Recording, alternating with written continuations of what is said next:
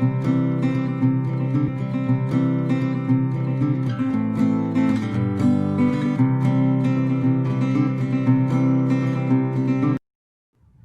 educators, it is a privilege and a pleasure for me to welcome you all with my folded hands and my deepest reverence once again to another session of the Boston Pledge Educators Springboard Program.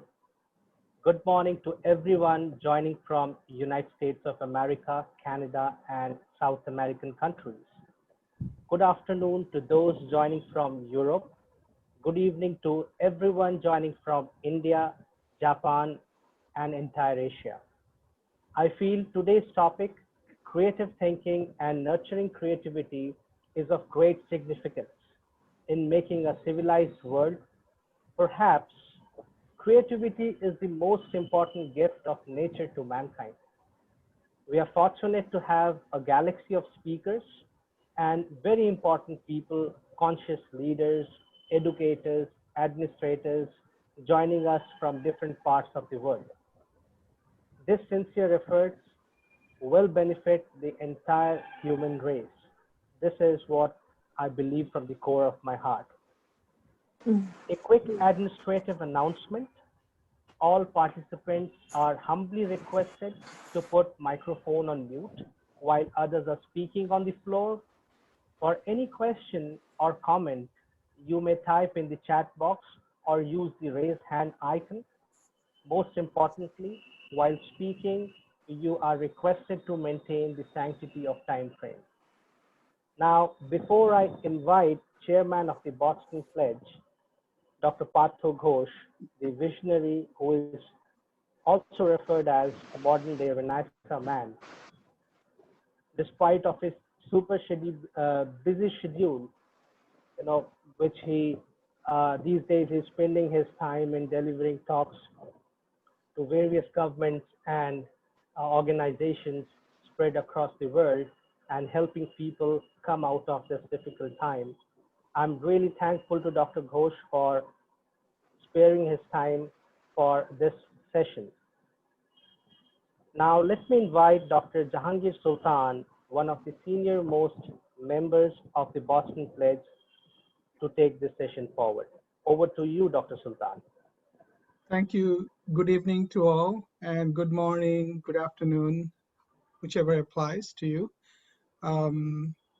The Boston Pledge, or we call it TBP, is a non-profit organization that brings together outstanding professionals from many disciplines. We're committed to public service to directly address issues at the base of the pyramid. We offer entrepreneurship springboard program to locate, educate, and facilitate bottom-up enterprising. We also hold annual conferences to raise consciousness on development issues. We're also engaged in several critical initiatives, including Model Village, Rural Innovation Center Enterprise, Leadership Development, and TBP Digital to connect school students from privileged and underprivileged regions. Let me tell you about our approach. It's very simple. We listen to you in order to identify issues, and then we marshal our humble resources to provide solutions. Our strong conviction and belief is that by transcending the constraints of self-interest and limits of national borders, by providing outstanding leadership in channeling intellectual know-how and financial resources, and by focusing on uncovering the inner power within people at the grassroots, we will be able to create a virtuous, progressive, a more equitable and sustainable society. I encourage you to please our website, thebostonpledge.org. Now it is my distinct pleasure to introduce the brainchild and the chairman of the Boston Pledge, my friend, Mr. Partho Ghosh. Thank you, Jahangir. Thanks to everyone who have joined this particular session. As Devendra mentioned, good evening, good afternoon, and good morning, wherever you are, however it applies to you.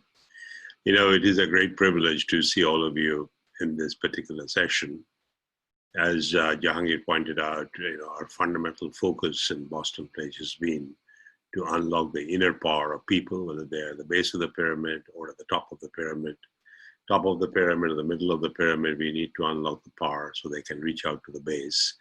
And the base is where their power resides. Our effort has been to unlock that power. Now, just to put things in perspective, about 4 months ago, we had a brainstorming session within the Boston Pledge, particularly in reference to the COVID-19, that what could the Boston Pledge do? And after a lot of thinking, we thought it may be a good idea for us to see how to connect with the educators, because it is the educators, whether you're in a university or in a kindergarten or somewhere in between, we influence the future. We influence the future because we influence the minds of the brains of people, how they think, how they connect with problems.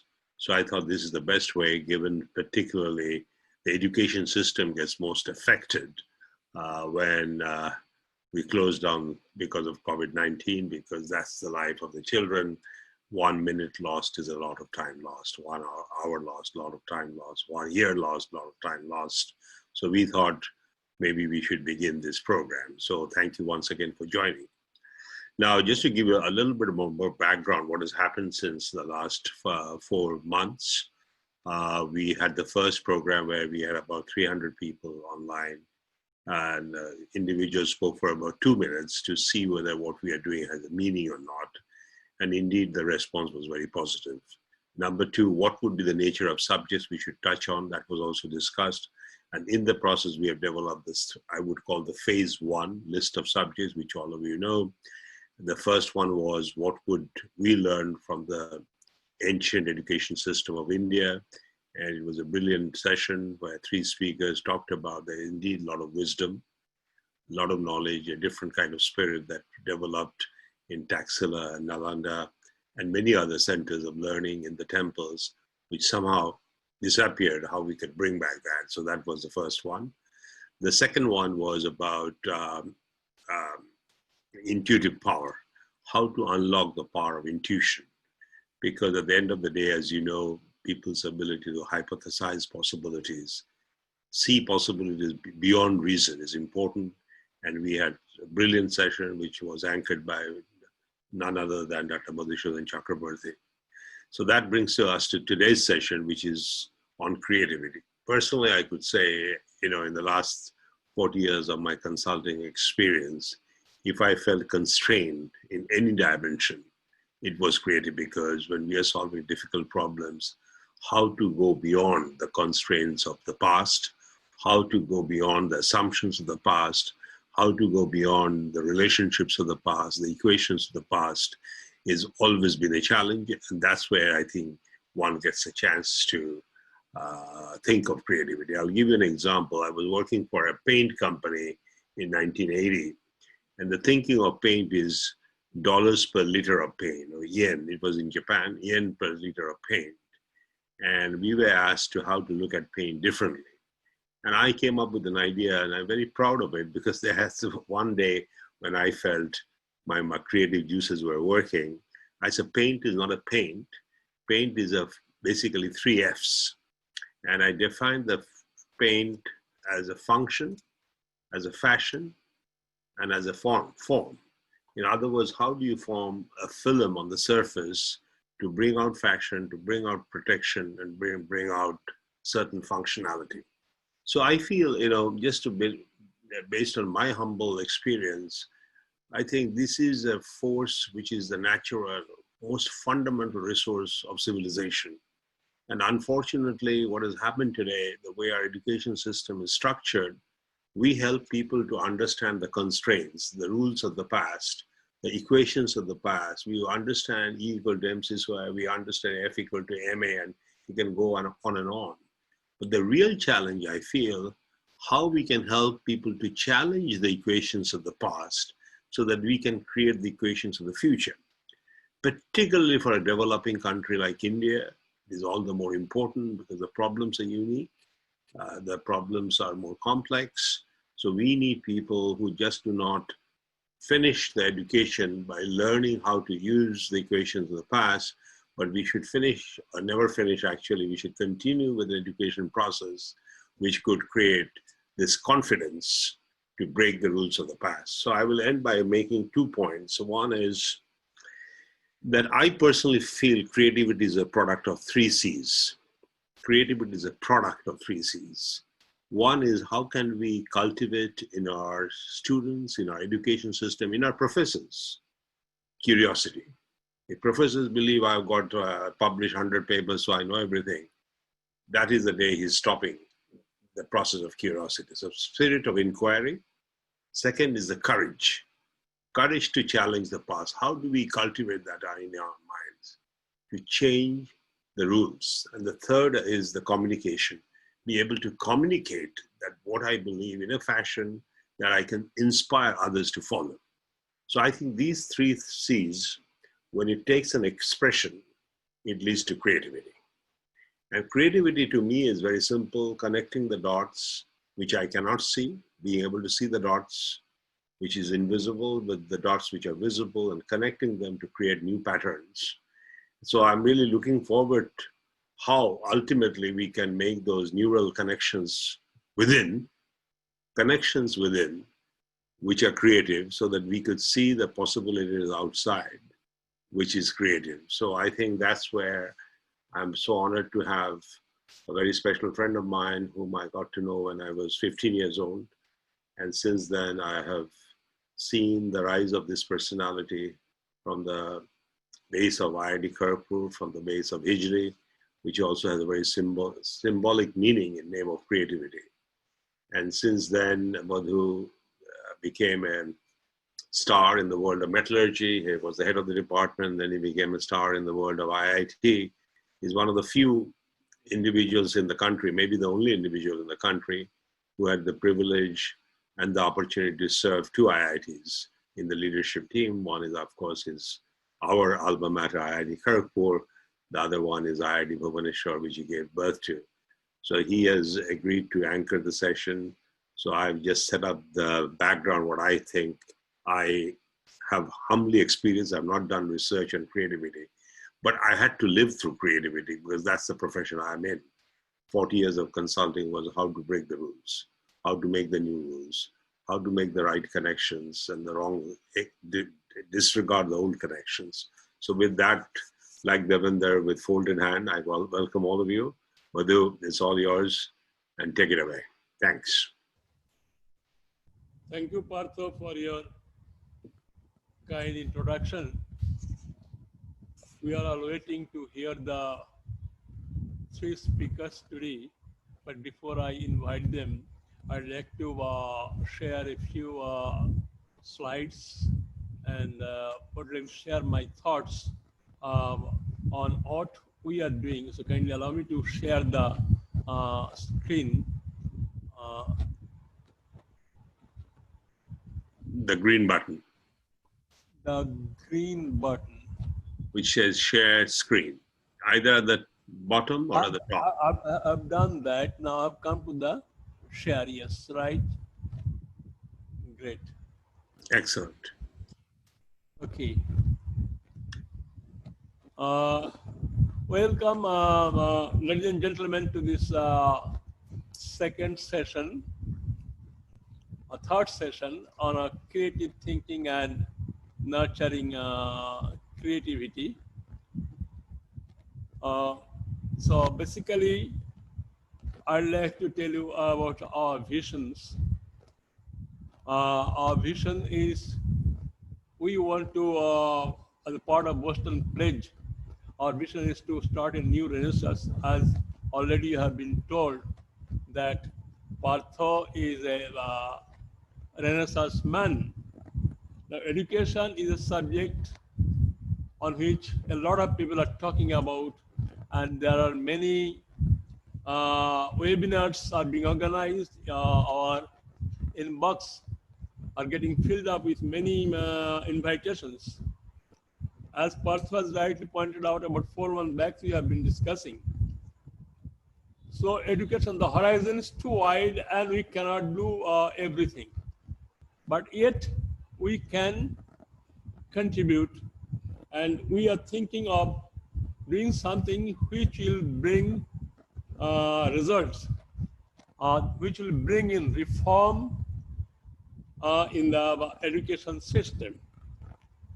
So our mission is that, as a part of the Boston Pledge, we would like to form an exclusive international club of educators or passionate teachers. We'd like to have teachers, not many, but those who are really passionate about teaching, who want to be good teachers, and who will be able to really bring in reforms. We'd like to see that the teachers lead reforms in the teaching learning process. We'd like to have those teachers with us who will bring in reforms, who will make teaching as a learning experience, and they should learn should be supreme. Basically, we are organizing webinars and we are trying to give information, or we would like to train our teachers who will be ready to train the mind. They have to lay solid foundation apart from, besides teaching the subjects or besides emphasizing conceptual understanding, the teachers have to build the characters, and this is all you all know. You have to talk about discipline. You have to teach the students that they should know how to respect ethics, morality, love, compassion, empathy. Basically, we have to teach our students to control on their urges. Education is a process which has been evolving, it's gone through a process of evolution and still evolving since time immemorial. And there have been phenomenal advances in our understanding of new way of learning, new way of teaching, technical advances. There have been advances in information sharing, what we call communication. And over the past few years, there have been a tremendous change in the social, political, and economic environment. In addition to that, there have been extensive commercialization of education. People have realized that we need to bring in reforms in education, and that is why there are so many people have been talking about. In addition to that, there have been technological advances, and we have a new generation of students who have to be taught. Teachers are no more the repository of all knowledge. They have to be facilitated. They have to change with the changed situation. But having said that, you have to remember that there's a huge digital divide. There are a group of people who have been advocating that we can continue to go on online education, virtual laboratories, and so on and so forth. So the education system do need reform, and the pandemic has really bettered the education ecosystem all over the world. So we have to think, how do we move forward? Fortunately, the government of India has put up a new education policy. And I was very pleased to learn that they also think the new education policy says teachers should be at the heart of education. I have seen there are several debates. There are three basic stakeholders: teachers, the students, and the parents. But I think the university should be basically teacher-centric. Students come and they will pass out. The parents also similarly will pass out, will come and then go, but the teachers will remain. Universities in the world are known for the teachers, their outputs. The new education policy also says that education should be a public service and not a commercial activity. Knowledge creation shall be an integrated part of education. But this implementation of the new education policy in India is going to be an uphill task, because you already know it. It is already in the news. People are opposing it. People are supporting it. So this will go on. I only hope the government of India is sincere in implementing the education policy in totality after taking into consideration the changes desired by people. Well, I'll not go further on that. That today's topic is creative thinking, nurturing creativity. It's not my topic. Parthu has already explained. He has been in the field where creativity was more important for him, and his achievements show that he has done it. We need to have people. I think each one of us are born with the creativity, but only thing our creativity is killed by peers, maybe at times parents, teachers, and the education that is imparted to them. We have to let everyone have an open mind. We don't have to tell people that you have to follow a given path. Let everybody decide what should be the path for moving from one point to another point. One should be able to have a clear picture in his mind, and he must encourage imagination. I would not like to continue further on this because we are all waiting for the three experts. So let me invite the speakers today. The distinguished speakers, we have one Professor Amit Ray, we have Ms. Suhrita Sengupta, and Mr. Nirmal Bhardwaj. Let me introduce them one by one. Professor Amit Ray is a former professor and founder here of the Department of Design, School of Humanities and Social Sciences. And he was in IIT Kanpur. Now he is with Shiv Nadar University. Suhrita Sengupta is a young lady based in Calcutta. Her background is humanities business, but she is business in playwriting, starting with the climax, Hamari Adhuri Kahani. She remained focused on the aspiration to write fictions. She is aware of the complex, continuously changing landscape of filmmaking. She is currently nourishing and writing a show for Disney Hotstar with her experience and observations about the global pandemic under the supervision of Mr. Mahesh Bhatt. And the last speaker today we have Mr. Nirmal Bhardwaj, a good friend of mine for a very long time and distinguished alumnus of IIT Kharagpur. Currently, he is the founder and CEO of Resurgent Business Private Limited and Academic Excellence Learning Solutions Private Limited, Bangalore. He has been awarded International Professional Award for 2002 by Who's Who Historical Society, Boston, USA. He is the founder, Vice President of IIT Kharagpur Alumni Foundation, India. He has served as a member of the Council of South African Chamber of Business and co-chair of Sustainable Real Estate, CII India, chartered member of CIE, Bangalore. With this word, I'd like to thank you, and I'd like to invite Professor Amit Ray to kindly deliver his talk. Thank you. Thank you.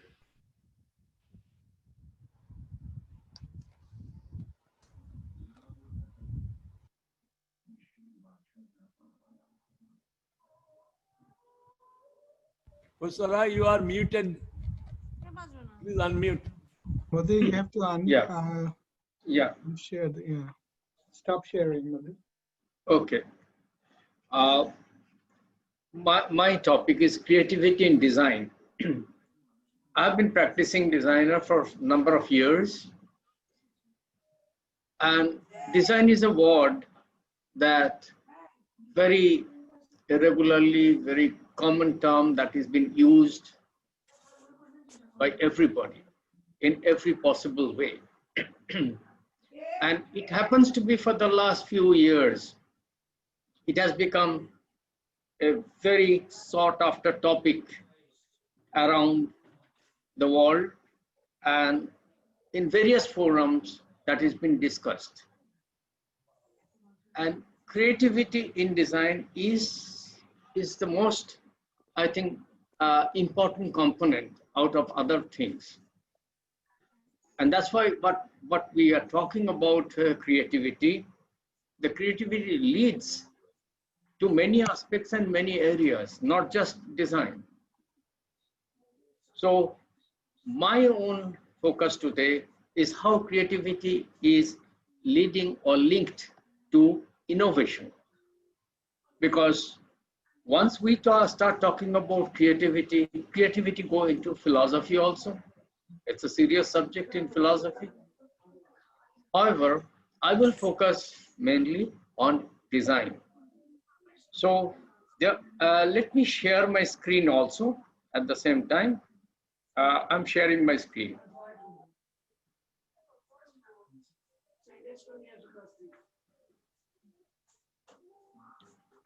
Is it available to everybody?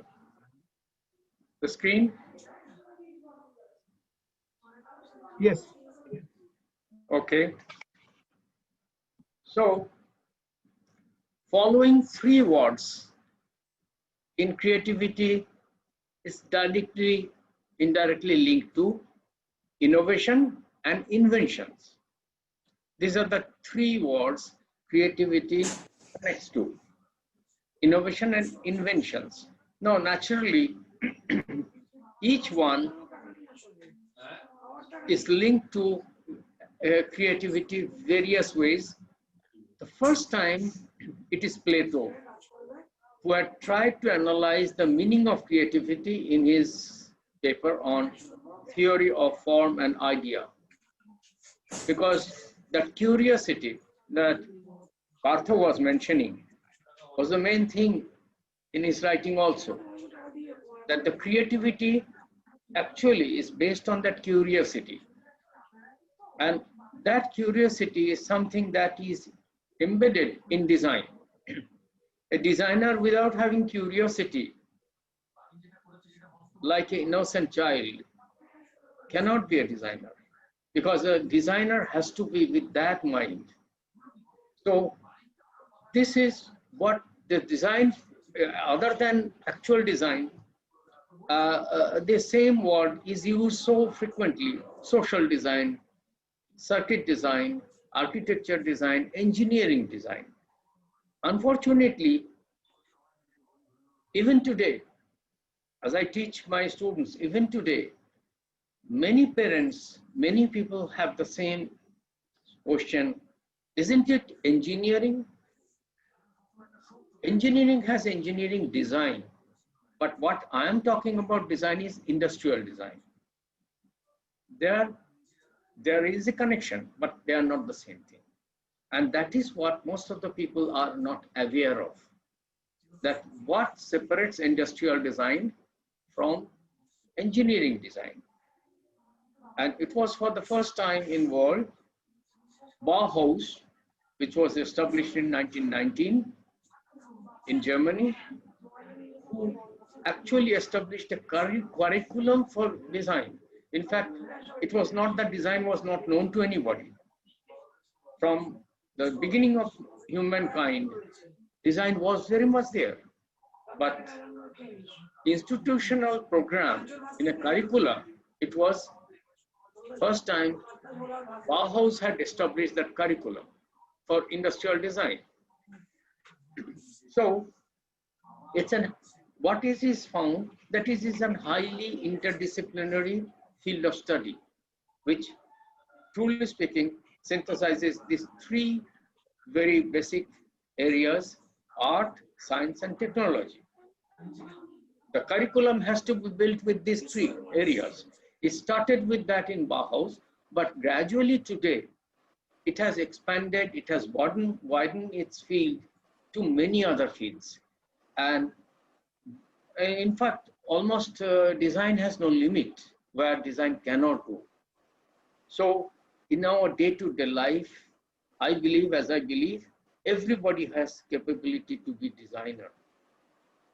Unfortunately, here in India, and I believe to some extent could be in other countries also, still they believe in order to become designer, the basic qualification, earlier qualification, either you are engineer, you are architect, or you are from art. But my question is, Why not a musician becomes a designer? Everybody has the capability to be designer. So therefore, the program that, really speaking, in Germany it happened, the Bauhaus which happened, we have passed so many years and we have nurtured and we have created different curriculum along with the foundation of what Bauhaus did.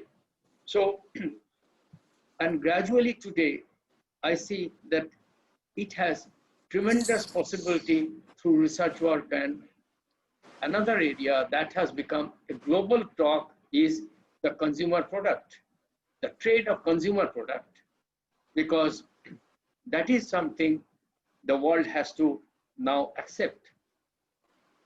In this regard, I would like to give example of that interdisciplinary nature of design. Is all of us, most of us, we know about the person Buckminster Fuller and his creation of geodesic dome.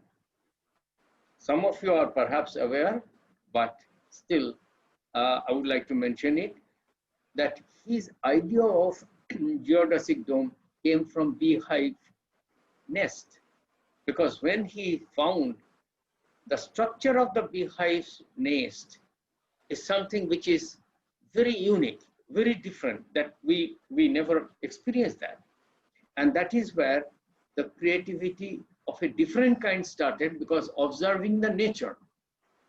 And that's why I was telling that it was earlier when we were talking about science, technology, and art, but now you can see that gradually all other fields like bioscience, biomimicry, some of these fields are also entering into that. So observing the nature has become the most important thing for today.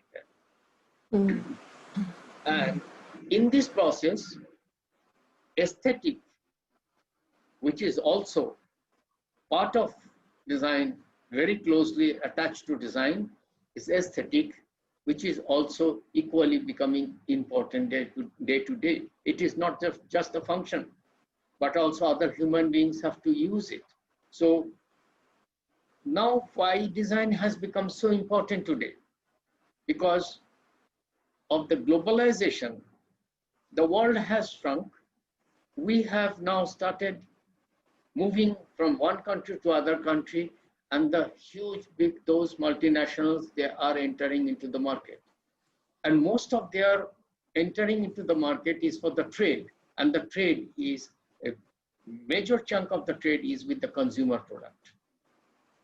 So therefore, the design's opportunity has increased so much today, almost looks like there is no limit to it.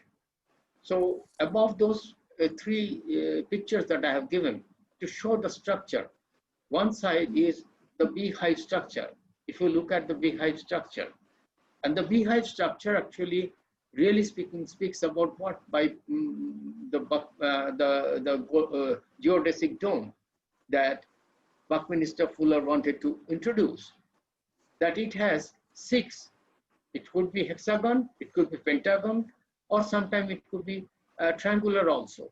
But look at, if you look at the structure, here the person who is joining the angles, that's the most important thing, that he is joining, but at the same time it's like an organic thing that you can keep on extending that thing to great extent.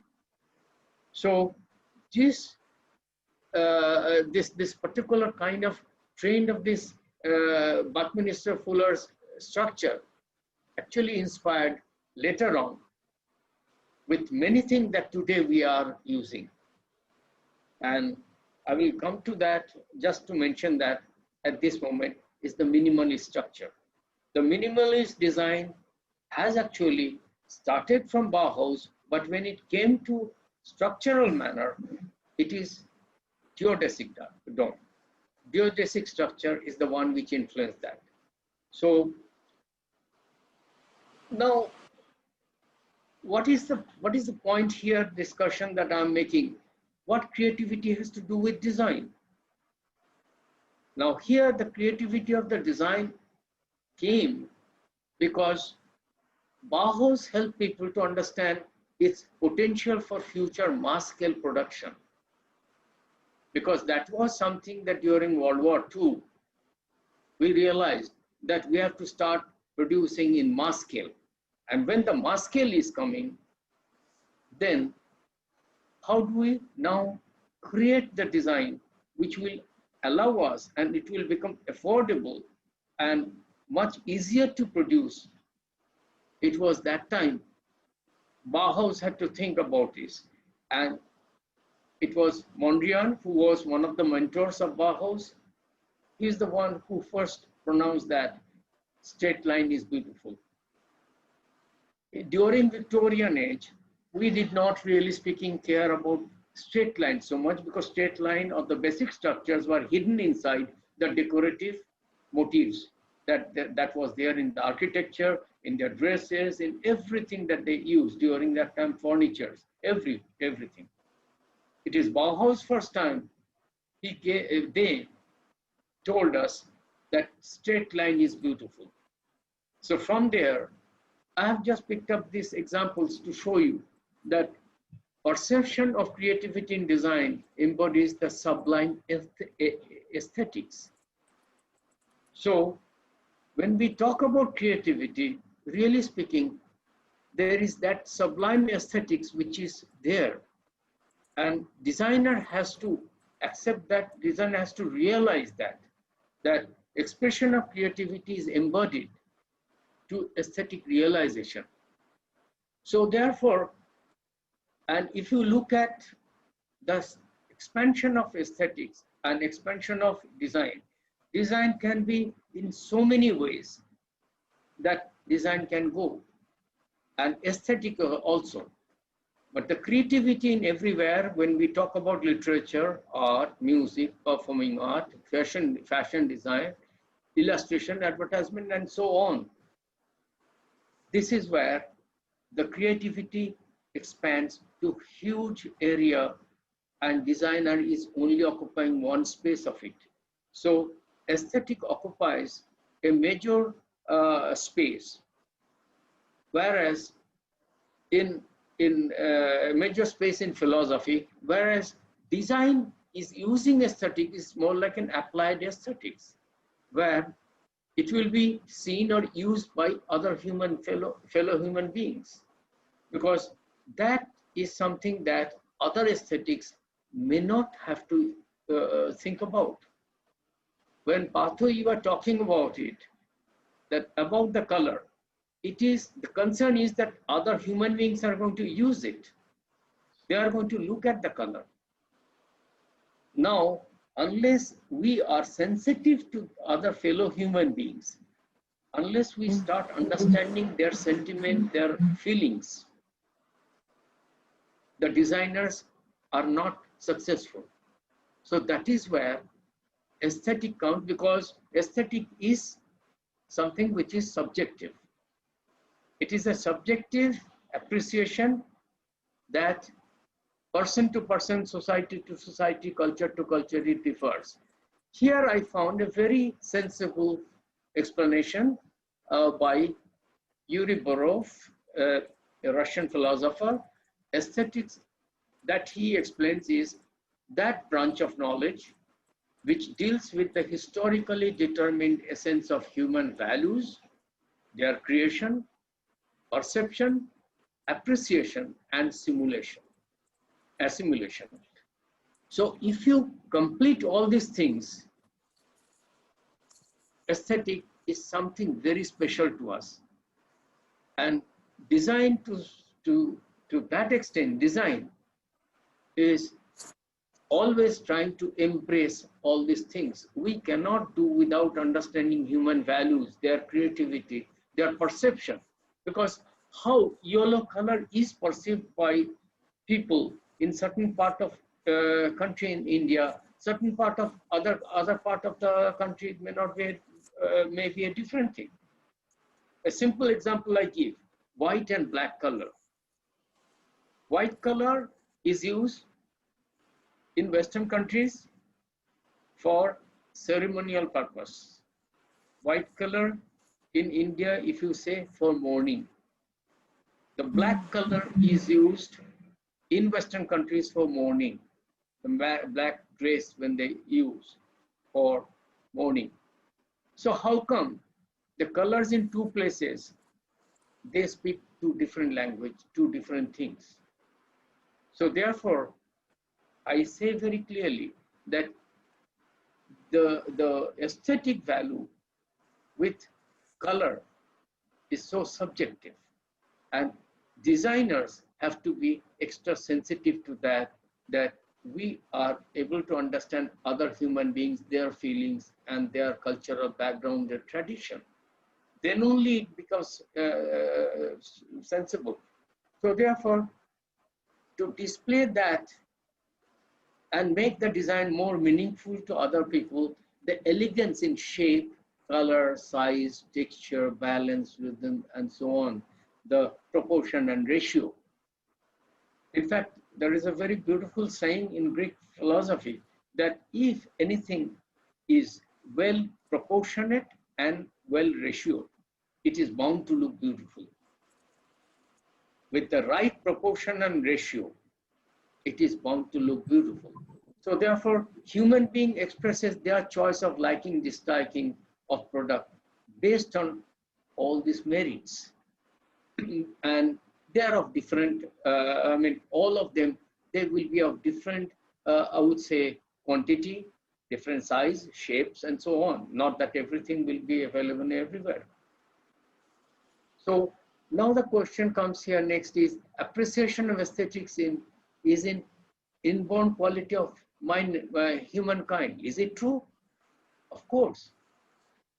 Who can say that I have no feeling about aesthetics? I don't think anybody can prove that. Whether I hum a music, whether I make my bed beautifully, when I arrange my books in the bookshelf, everything has something to do with that. And this is where also the design works. Design works with that. The creativity follows all the time. Creativity is there in design. So however, designer has major responsibility to understand the sentiment on the consumers, of the consumers. So this sentiment is really a very serious word for us, because that means emotion. How much do we appreciate and respect the emotion of the user? And this emotion is so much rooted to tradition, heritage, cultural ethos, habits, and so on. The most difficult thing that I find today, India is actually the testing ground for all this, because the kind of wide range of varieties that we see in India, if a product can be successful in India, every corner of the country, I believe that will be also successful in other part of the world also, because the kind of complexity that we find in Indian society, the languages, the tradition, the food, the dress, and so on, and design has to fit in. So designers have enormous job to perform in India. So therefore, designer is not just a creative person or innovator, but also a social scientist. And he has to observe the fellow humankind very closely and tries to understand the sentiment. Because if I am not able to understand their sentiment, their emotion, design has no meaning. Because after all, the design is a product, and that tangible product design has to make. So therefore, aesthetics, when we say aesthetic it reflects users' experience and feeling. It influences our feeling, transmits pleasure through product. It is a subjective experience, varies from person to person, culture to culture. There cannot be a standardized, constant one type of aesthetic feeling or one type of way of expression. The feeling can change. In fact, I always give this example. that this morning I woke up and I saw the sky, I really loved it. Who knows, next day in the morning, I'm in a bad mood because of less sleep or some other disturbances. I don't notice that beauty of that early morning sunrise. So why does it change? And this change is something that designers have to, really speaking, constantly keep watching it, keep observing it. Because our product also has to be successful through this understanding. So aesthetics in design is one of the key components in affecting our long-term association with product and people. Aesthetics is more applied form, not in abstract form. It matters not only to make the first impression, but also to keep strengthening our bond with the user. Aesthetic is the one which does that. So what aesthetic influences? It influences our appreciation, our perception, and aesthetic emotion. Aesthetic actually does all these three things, because sense of appreciation can change provided I am open mind. Designers, I believe, should have that open mind to appreciate other culture, other traditions, and so on. They cannot be biased, they cannot be very orthodox. Designers have to be much more flexible than many other people, because they are constantly in interaction with human beings. And by appreciation, actually, I change my perception also. And that perception, once it changes, it touches my emotion, that aesthetic emotion that is inside me. So therefore, when we talk about this, the purpose of aesthetics is to enhance the individual's sense of beauty. And creativity has that capability or act of convincing something original, which is not done before. So that is where innovation is coming. When we talk about innovation and invention, they are not the same thing. Invention is very rare. It happens very rarely. But innovation constantly keep on happening. We keep on, if we say in a very crude form, upgrading, or if we say we keep on improving. Each time improvement is innovation. And creation, for example, the wheel was created by somebody. We don't know who. But that wheel has given 1,000 types of innovative ideas. So there are some basic fundamental inventions happening. The innovations then carried on that. So these three words, creativity, innovation, and invention, they are interlinked with each other. Now here, I have these three things, and in India, I guess all of us, we know what are these things. This is called jugaad. A culture jugaad that is what the basic point in innovation, the concept of innovation. And innovation does not represent by introducing or implementing new ideas or methods. It involves actually multiple activities to uncover new ways to doing things. And that is what we require, that we will always search for ways to solve the problem, because without problem, the design cannot be created. We only think once there is a problem, then only I would say the concept of our new ideas start coming. Then we verify that through research, and then we come to the drawing board to make sketching and drawing and so on. But that is a kind of a formula, that is a kind of model that we follow. But innovation, that is, I'm tagging it with creativity, helps designer to develop a tangible product tangible product, so that we can produce something. It is not just theoretical or philosophical something. We have to show that thing. We have to present it to other fellows, other human beings. So it has to create the tangible product, innovation. So the remarkably, innovation through Jugaad concept in Indian subcontinent has produced tremendous things, fantastic things in product design. And innovations constantly keep changing based on the rising need of the fellow human beings. It cannot be constant. It is constantly changing. The moment there are new things coming, new innovative ideas are coming, so there is one step, another creativity. And in conclusion, I would say that innovation would always be an exciting experience that brings changes to the lifestyle, and that change is something we should always remember, that comfort and safety are the two very important things in design. Whatever we do, whether we are thinking about creativity or not, but if we cannot have comfort, we cannot have safety. Now, these are two interlinked for me.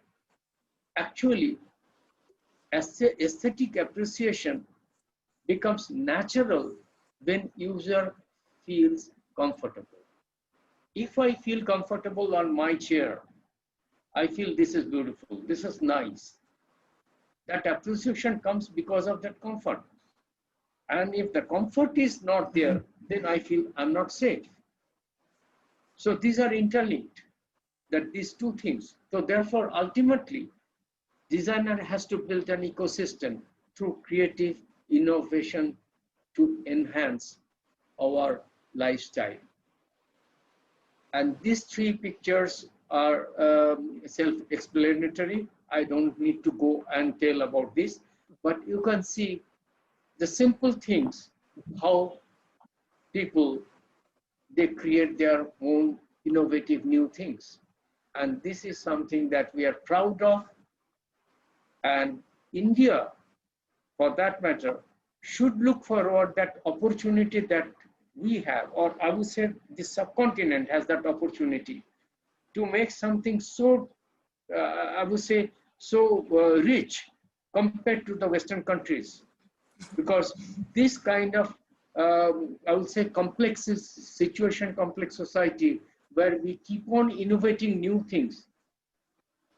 In any Western countries, each one could have been patented, perhaps.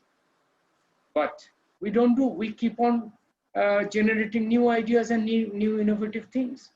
So endless opportunities are here. And as a designer and with teaching profession, this is my philosophy, that can we bring these innovative ideas of Jugaad culture and make our things much better.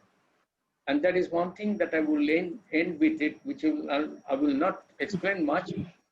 We have a tremendous rich craft culture, and that craft culture has to actually give us a lot of things in the modern design. I will end with this. Thank you, everybody.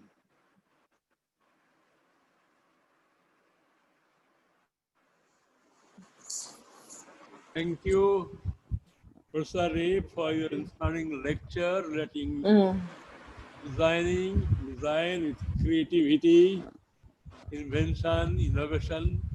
I think we need to go a little faster and stop making any comments at this moment. I'll invite the young lady, Suhrita Sengupta, to deliver her talk. And at the end of all the three talks, I'm sure you'll have time for a kind of panel discussion. Sure, thank you. Suhrita, please. Okay. Good evening, everyone from here in Mumbai. I hope I'm audible. So I will be speaking on creative thinking and nurturing creativity. I would start with a quotation by the philosopher, thinker, U.G. Krishnamurti. Mankind is suffering from terminal cancer. it needs ice packs to cope with its suffering. Entertainers like the political and spiritual leaders, through stories of hope, are providing pethidrin to people to cope with their unending suffering. You give them hope and they give you money. You may delude yourself that you are in the reality capturing business, but the reality is that you are in the illusion manufacturing business. Lies, not truth, is the lifeblood of the performing arts. If you do not endorse, defend, and perpetuate this sick value system, you will all be out of business. So go out there and lie with a flair. Everyone is doing that. Because the fact is that just as you cannot look at the sun with the naked eyes, you cannot deal with reality without being blinded by its harsh light. So what is creative thinking to begin with? Every job, every profession is creative because there is a given path which is supposed to be the path of execution. But the map is never the road. Hence, the path one adapts to be able to accomplish a vision is what creative thinking is. Only when you do not use the stated path as a model, what emerges can be called creativity, and that cannot be used again as a model for any future acts. It ends there. For instance, no two human faces or even two leaves are exactly the same. Life is the only thing that is truly creative. Creative thinking has to be cultivated. Otherwise, there's no way of appreciating its beauty. Schools, colleges teach us to appreciate beauty, how to appreciate music, painting, movies, and so on. By passing on this as a model for our children, art survives. Society only rewards people who strengthen and fortify an existing belief system. But by defending, endorsing, and perpetuating the existent models of art and creativity, we will not find ourselves on that crowded altar with all those greats. If creativity must truly be kept alive and nurtured, we must demolish all the existing models of art. The model is the limitation. Picasso broke away from the stranglehold of the existing model, but unfortunately, he became a model himself for forthcoming generations. Our need to be accepted by the world makes us give in. A weed does not want to be a rose. It does not care if you do not praise it or even if you crush it. The model is the problem. Only nature does not use anything as a model. When creative work has the pulse and the beat and the throb of one's lived life, it has a different perfume which lingers without any support from anyone. It is said that when a grain of sand gets into the craw of an oyster, it causes the oyster great anguish. And in order to escape from that pain, the oyster turns the grain of sand into a marvelous pearl. The intention of the oyster was not to create a pearl, but to escape from pain. Every artist preserves deep within him a single source from which throughout his lifetime, he draws his work fuel. And when the source plays out, the work withers and crumbles. A true artist does not leave his residue on the consciousness of the generation to come. In fact, he does everything to erase his footprints from the sands of time and leave no trace behind. The more time proceeds and life becomes challenging, it will become more and more important to break the models, be flexible, and accept change. I can only demonstrate this belief with my gathered experiences in the last 5 years in the field of film writing and being a part of content creation on television. For me, it all began one day when I was 11 with the dream of becoming a writer. We are each given a unique gift that only each of us are truly aware of. The more we propel towards an environment where we are encouraged to explore our uniqueness instead of attesting to the given model of excellence, the more closer we get to our own gifts and hence find a way for its unique expression. In fact, value education is the only way forward to usher in new minds and hearts. In India, at least at the time when I was growing up, it was impossible to consider writing as a career. In fact, it will always be impossible because writing is a very internal, organic, and independent process. It isn't a mere profession where currency is paid for the assimilation of words. It is that one singular process where every given model piece of work, recognition has to be rejected for the writer to choose his or her own unique voice, often trembling with doubts, uncertainties, and frailties. As fate might have it, in attempt of creating a literary career for myself, I landed up writing for films. Though I have worked on the scripts of Hamari Adhuri Kahani and Jalebi and stayed applied in television writing with shows like Namkaran, Dil Jaise Dhadke Dhadakne Do, I have by and large learned, strengthened myself with 2.5 sturdy years of writing, shooting, and editing Sadak 2. Whatever I focus on, I shall totally primarily draw from this one large work experience, which perhaps will remain my motherboard from where I took off. I have divided the scope of creativity into the 4 broad sections of creating a film. As we delve into each of these sections, it will be clearest that being in the process itself is the nurturing of creativity in an individual.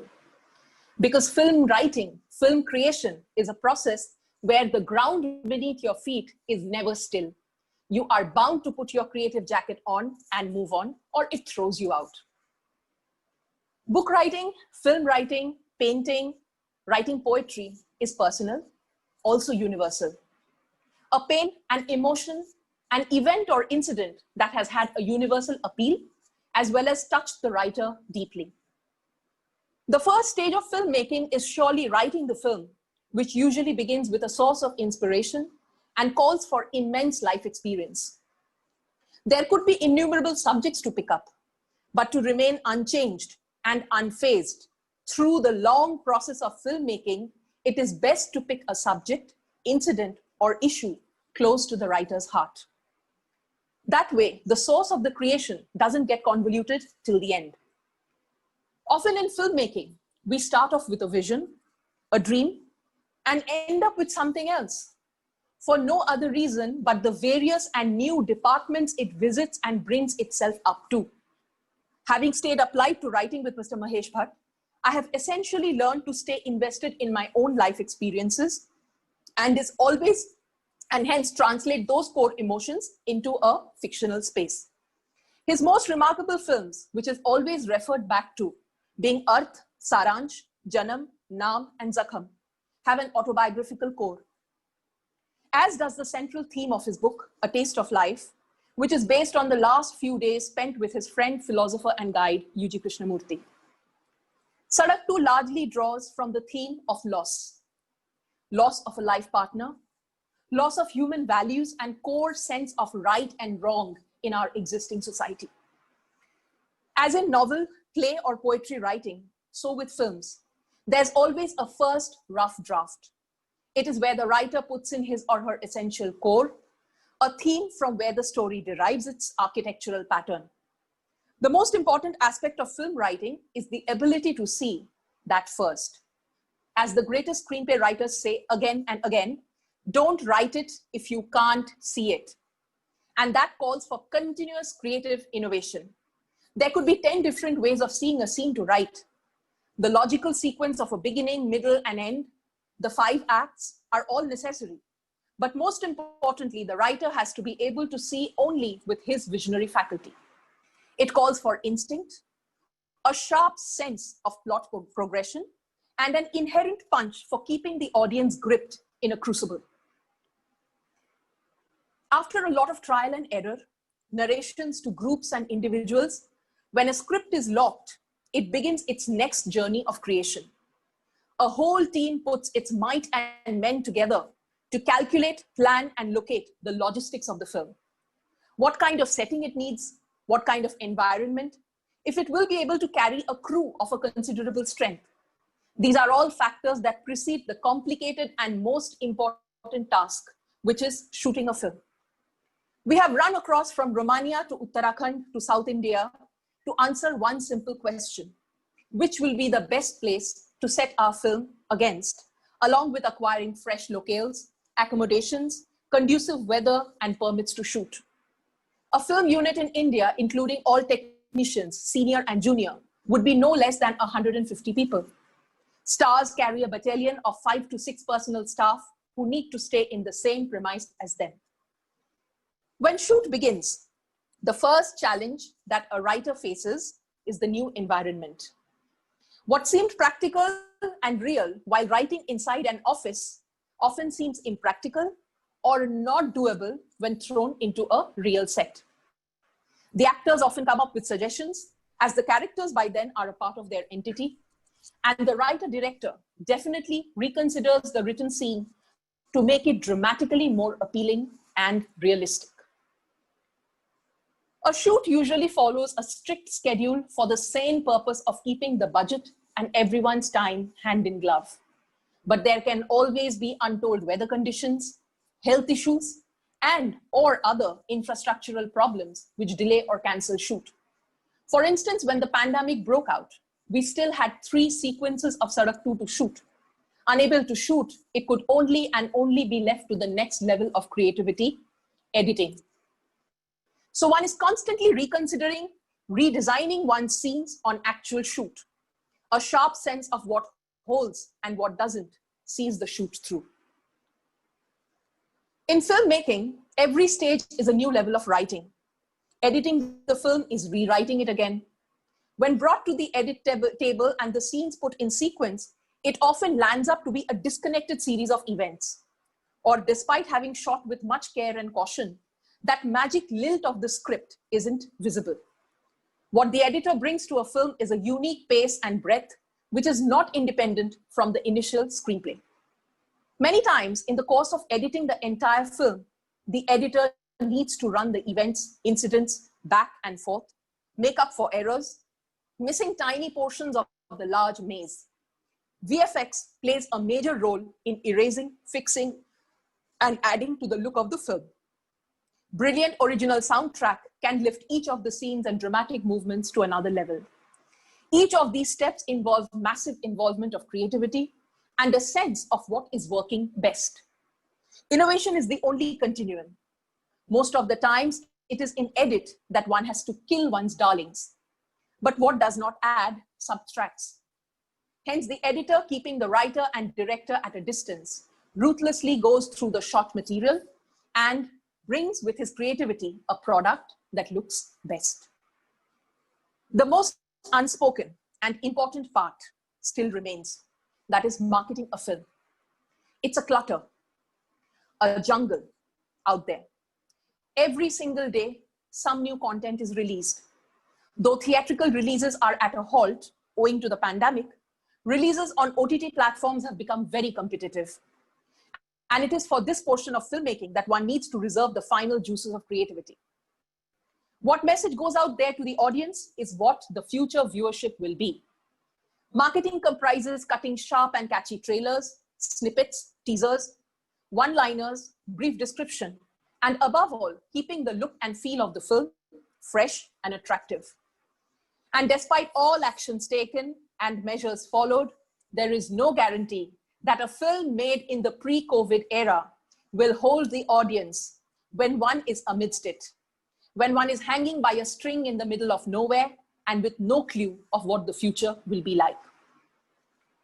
I would also like to share a few words on television shows, as the scope of innovation and creativity is far more and long-running. Owing to the sheer volume of work in television show creation, one is writing, directing, editing a lot more than one would be doing for a movie of 2 hours. We often plunge into a television serial or show with an idea, a concept greenlit by a studio. It is made clear in the beginning if it is a finite or infinite series. In case of a finite show, one still has the bandwidth to have a rough idea of the entire scope of the show. But in case of unlimited series, what takes place as the show goes on air is quite magical. A studio usually expects a minimum of 20 to 25 episodic stories with their corresponding screenplays and dialogue versions to reach them. They go on air with 5 episodes shot. And then what takes over is the rating of each week. It is based upon thorough research and TV viewing pattern that a rating is given to the show. The search is exact enough to call out at which point the audience left and at which point it came back. It gives a clear indication of audience preferences, likes, and dislikes. India is a strange country with strange viewing habits. The Star TV team that regularly conducts research in rural India, which is a large viewership sector, has often found that women turn on their favorite shows and work around the home. The very sound of their favorite characters floating in the room keeps them at it. So innovation comes in when given the TRP, the story, the characters, the events need to keep tuning themselves. They say writing a television show is like riding a tiger. Once on it, there's no getting off. So hereforth, I have made an attempt at trying to use filmmaking and television writing as two scopes where creativity calls for constant nurturing and automatically makes the end product far more superior. Thank you. Thank you, Suhrita, for your wonderful lecture. We learned a lot about what is going on behind making a film or television shows, and you have to be creative every moment in your continuously. industry. Continuously. I think it's about more time from my side. Let us invite Mr. Nirmal Bhardwaj to make his presentation, and at the end we'll have some kind of panel discussion, or we'll answer some questions from the viewers or from the participants. Nirmal, would you please unmute and then start deliver your talk.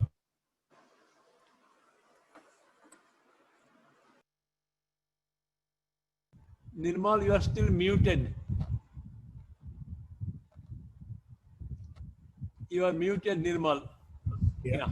Great. I've unmuted him. Good evening, ladies and gentlemen. Am I audible? Hello. Yes, sir. Yes, sir. You are audible. You are audible. All right. My understanding of the Boston Pledge is that this is related to education. And therefore, I am going to restrict the role of creative thinking and nurturing creativity to education, and as the education manifests us into our professions and life in general. So therefore, I would like to present some statistics first before I take it forward. In the world today, we have 8 billion people and fast expanding. It's my belief that there is a churn and flux on various fronts of countries, societies across the world, and it has percolated down to individuals, the groups, the organizations, countries, and continents. India is a powerful and fast-growing economy in the context of GDP, but paradoxically, its human capital index and its education index places it at a dismal low ranking of 129 and 135 out of 189 countries listed in the United Nations. There are 1.3 million schools as we talk.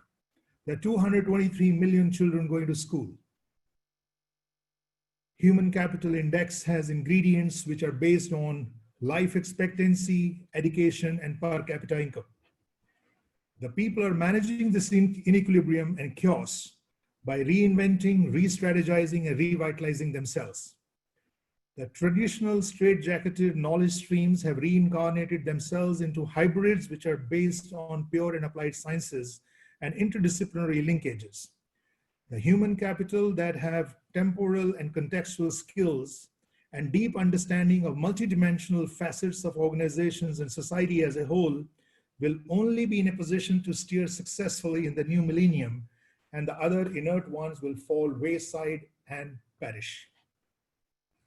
As I look at Indian education, I have a very dismal report card to share. We have a high dropout rate of 88% for the students studying between KG and K-12 class. We have a very low literacy. As per the UNDP, we are at 60% illiterate people, which is number grows to be as large as 720 million. So if our people are so illiterate, how do we understand, how do they even understand and relate to the rest of the intelligentsia of this country? There's a very small budget in education. Even at a primary level itself, we are short of 60,000 crores of rupees. Forget about higher education and professional education. There's a growing unemployment. 60% of the people are getting employed by becoming entrepreneurs, not by necessarily by design, mostly by default. Of the 40% people who are getting a job, 1% is by government, 2% is a private organized sector, and 97% is unorganized sector. Population growth is so huge that every year, the countries like Australia, Hong Kong, Singapore, and UAE put together, their population growth is directly linked with 27 million children who join the school education every year. We have very small number of universities, only 572, in contrast to even a small country like Japan, which has 4,000, and United States, which has 3,650. We have a very high degree of bureaucracy in this country. Even the fees, the syllabus, the appointments, etc., everything is done so-called 58 state and central boards of education. There is alternate education in terms of coaching and teaching and doing tuitions, which is far more than the whole education budget of this country. There's a wasted manpower. As we talk, there are 30 crore able-bodied people in this country between 18 to 50 years of age who have zero skills and no jobs. That's the reason we are at a point of inflection of crime and whatever you see on the TV every now and then, which is so disgusting and morbid and gloomy. Poor employability. The people who are studying and what they study has no relevance to what industry needs. Good, we have a national education policy 2020, very well articulated, very nicely. A lot of things are being thought about. Hopefully during our lifetime, we will see some manifestation of it in the right direction. It is talking about National Education Commission, Academic Bank of Credit, wherein people can have a continuous education through their lifelong, National Research Foundations, special educational zones, gender inclusion, the usual euphony amidst the cacophony, which is the reality of life. National Education Technology Forum, and great deal. But my concern lies with those 88% dropouts and 720 million illiterate people in this country. A lot is being talked about, demarcation of levels of education, fundamental stages, preparatory stage, middle stage, secondary stage, and so on and so forth. But what I do know, that in this country, we have IGCSE board, we have IB board, we have a CBSE board, we have ICSE board, and we have state boards. And what I fail to understand, what is different being taught by these boards other than the body of knowledge, which all of us need to understand in the domain that we want our expertise in. There are books which are sold on yellow, decaying and dilapidated papers, and there are glossy papers which are coming from the Cambridge University. But the content, the body of knowledge is no different. My biggest challenge as I look at a life in general, professionals on the other side, and children, the school-going children, and their families, their parents, and the society at large, who are not very articulate. In this country, we have 22 official languages. There are people who may have wonderful thoughts, but may not speak very good English, very embellished English. Does it mean that they don't have a mind of their own? Don't they have creativity? Don't they have critical thinking? Don't they have a voice in the society? So coming down to the topic of creativity. Now, is creativity something only in fine arts? Is it in science? What is creativity? To my mind, it is an ability to transcend the traditional ways of thinking and acting, and to develop new and original ideas on methods and objects. Mind is a very complex structure. Let's understand this.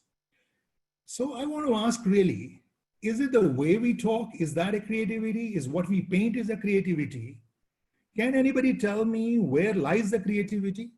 And how can it be identified, and how it can be harnessed, and how it can be nurtured? We cannot see creativity. We cannot touch creativity. It's intangible. You can only see it manifestations. And in its manifestations, you can see in various streams of knowledge, in scientific thought process, and in fine arts. I wish to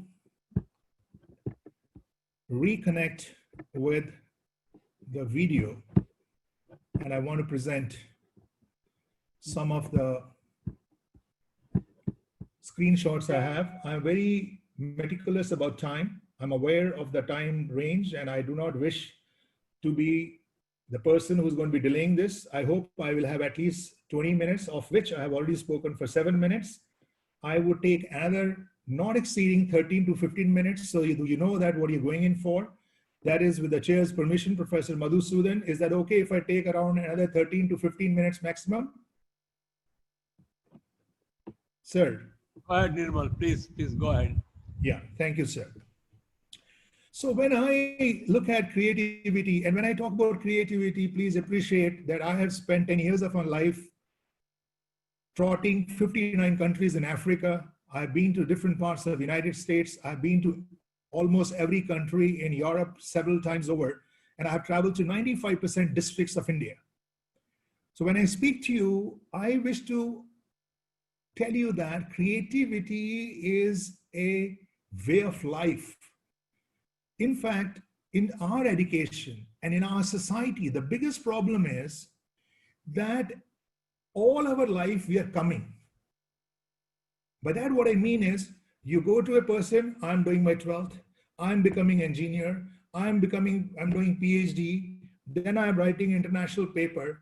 But I want to understand, when is it that you are done with, and when are you on the frontiers of knowledge, that I want to discuss with you the basis on which the Nobel Prize is given to a professor or to a student. Now, it is our reaching the frontiers of a knowledge as early as possible in our life really triggers us on to exist in the society. Till then, we are only arriving. When I go through the history of 600 Nobel laureates in the Swedish Academy, I find I have a Michael Bragg at the age of early 30s, and I have Professor John Goodenough at the age of 95. Both are Nobel laureates. What is the difference? And in India, we want our most distinguished academicians to retire at the age of 60, 65. The biggest crime that this country does is by retiring our professors at the age of 65. Who has made this structure? Whose wisdom is this? A chartered accountant doesn't retire. A lawyer does not retire. Painter does not retire. Why should an academician retire? Because you have to give him salary and you want to bring him down onto a pension. Do we realize that the dedication and the commitment and the contribution a professor or a teacher makes from the age of 25 through to 65 is just the ripe intelligentsia, dynamo of knowledge, and you throw it away and say, look, the person has retired? In fact, I wrote this to the Union Education Minister, Mr. Prakash Javadekar, and I wrote to him that you have to increase the age of our professors in the IIT and NIT system to begin with. And I fought with him and gave 4-page paper justifying that why a professor at least must should continue for 75 years. And I continue to argue for this, and I'm willing to speak in any forum to buttress this point. Where is the creativity? When I go to neurosciences and I'm a part of a Simon Foundation, I find there are 100 billion neurons in our brain. And I find in our brain, there are 130 types of cells itself. Please appreciate, ability to speak well and ability to articulate well does not make us creative or intelligent human beings. If that was the case, then many handicapped academicians and professors and researchers would not have become the face of this society or of this universe. Innovation is not creativity, let's understand. Innovation emanates from creativity. Creativity is that raw intelligence, that raw spark of thinking process, and that is a continuous process. And when we talk about teaching, I also want us to understand, what is this teaching really? What are we teaching and who are we teaching? Do teachers realize that actually they are co-learners? Teacher actually never teaches any student. Teacher is continuously learning from the students, and students are the ones who are actually propelling a teacher. It is the gratitude and the thankfulness of a student that he would touch the feet of the teacher and give him the necessary gratitude and love and affection that teacher deserves. But on the frontiers of knowledge, let no teacher make a mistake that the dynamo of knowledge perpetuation happens when the true interaction happens between the students and teachers.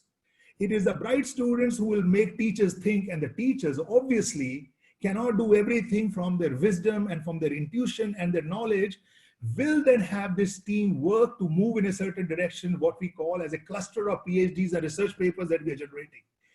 No professor, no individual can ever claim to be that supreme genius in the real sense. I don't believe in geeks. I believe in people with discipline and a hard work and a meticulous process to pursue something. Technology is not innovation. We talk about patents. Other day I was speaking to a professor in IIT. He said this year we got 100 patents.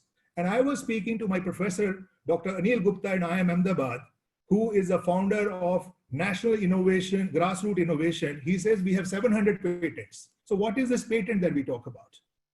Please understand, and how many patents this society already is having and nobody is documenting it and presenting it in the manner it ought to be done. I think there is a dire need for people to understand that there is a huge intelligentsia of people who have not pursued the line of academics, are themselves great contributors as teachers and to academics. Today, as I speak to you in my companies, I employ all professionals who have retired, who are playing with their grandchildren, or my employees, and I employ more than 500 people. And what I do, I give them weekly salaries and say, look, why are you dependent only on pension? And to me, they're the brightest of the bright and perhaps more capable than the CEOs of many MNCs. And the moment you talk, what the quality of the knowledge they bring in, the expertise they bring in is amazing. When we talk about creativity, I will not be oblivious to the fact that I have to share some screen with you. And this is it here. Yeah.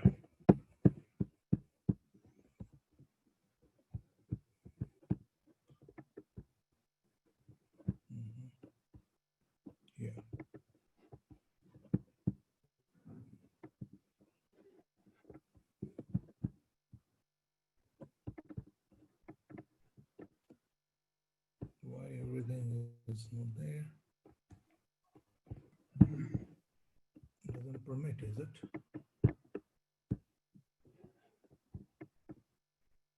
Yeah. Let's look at this. Yeah. Open system here. There you are. Let me give you some quotes. The quality and not the longevity of one's life is what is important. Diversity, the art of thinking independently and yet together, is the beginning of the process of creativity. We need diversity of thought in the world to face the new challenges, and a nation's culture resides in people's hearts and in the soul of its people. It is not a set of people and the elites who do it, it's a society at large.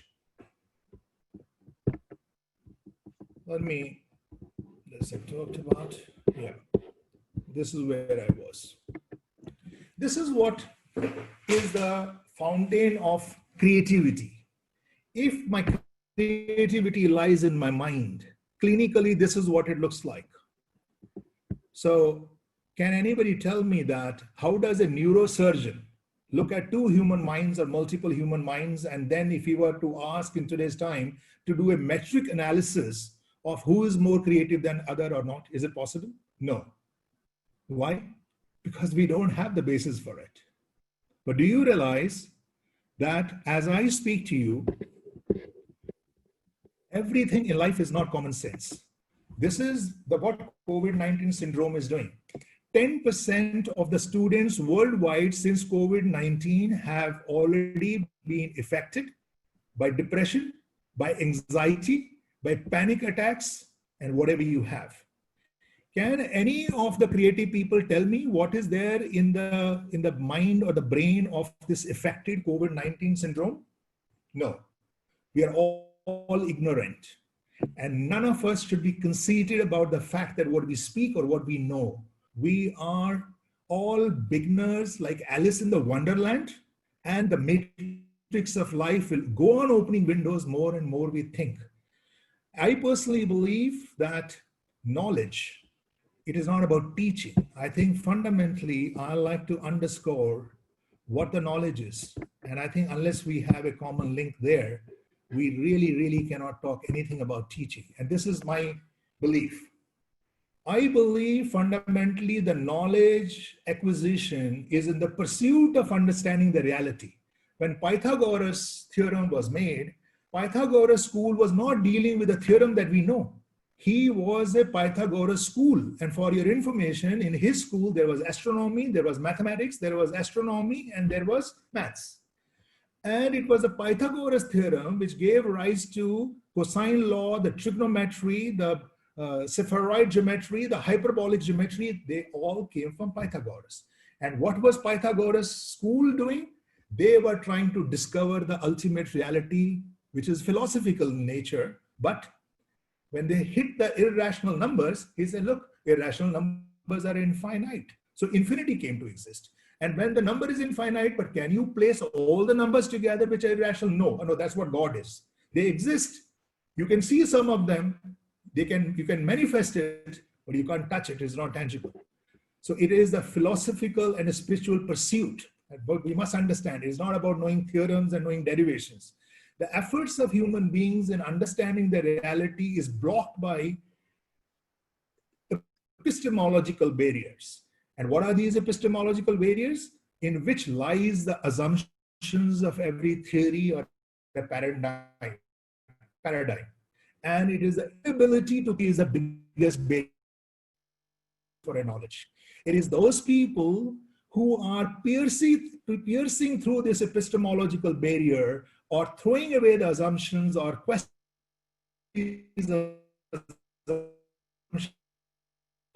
of every paradigm or every thing who are really get there. And human mind and logic is every morning, such is the creative mind, which must have an ability and flexibility to first look the multiple patterns of it and then try and make sense of it, which explains phenomenon to some extent.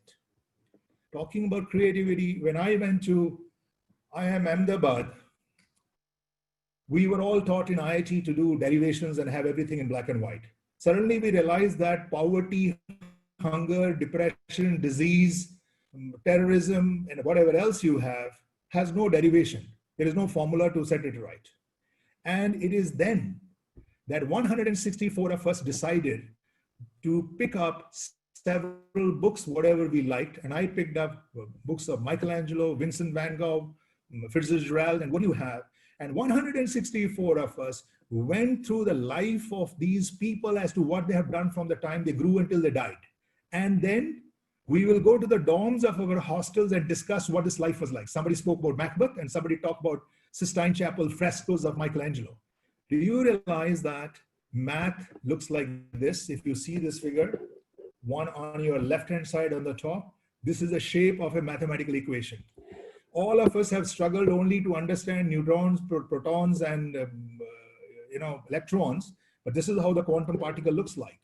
In our space, which is right above all of us, there are certain magnetic bursts which are being experienced, and there lies a mystery. How many of our teachers and students are finding out, taking an astronomical telescopes and going to the rooftops to figure out why is it happening?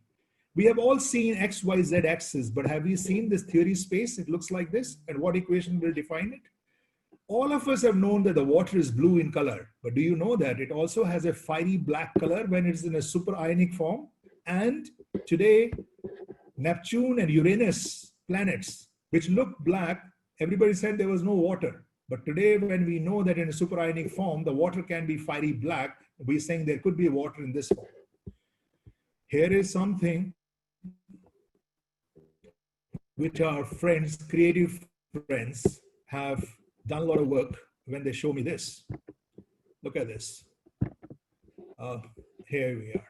This is a painting by Salvador Dali, Premonition of Civil War.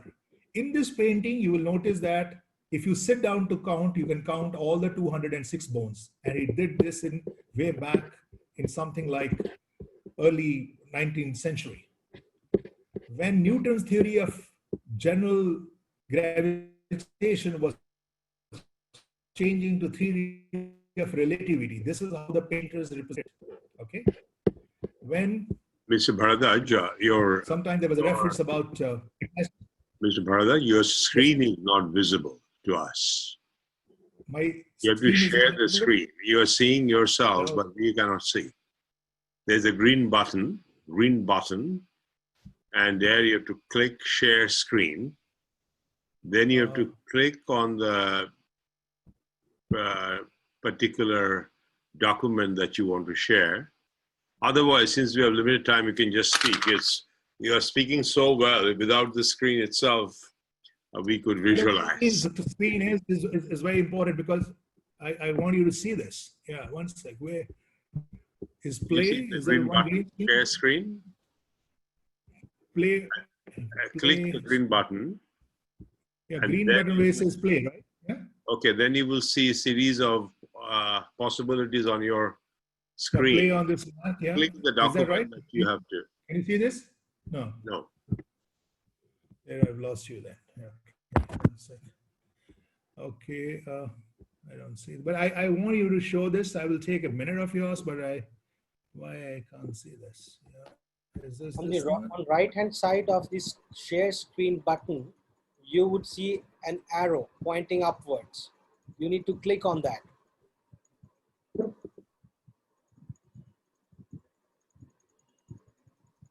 Are you able to do that, Mr. Well, I Bhardwaj? have Mac here. And green, oh, okay, is that a format? No. No.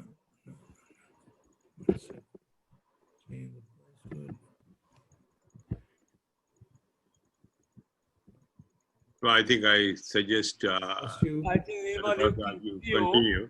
And at the time of panel discussion, we'll try again to share the screen. Okay. Oh, okay. But anyway, so one second.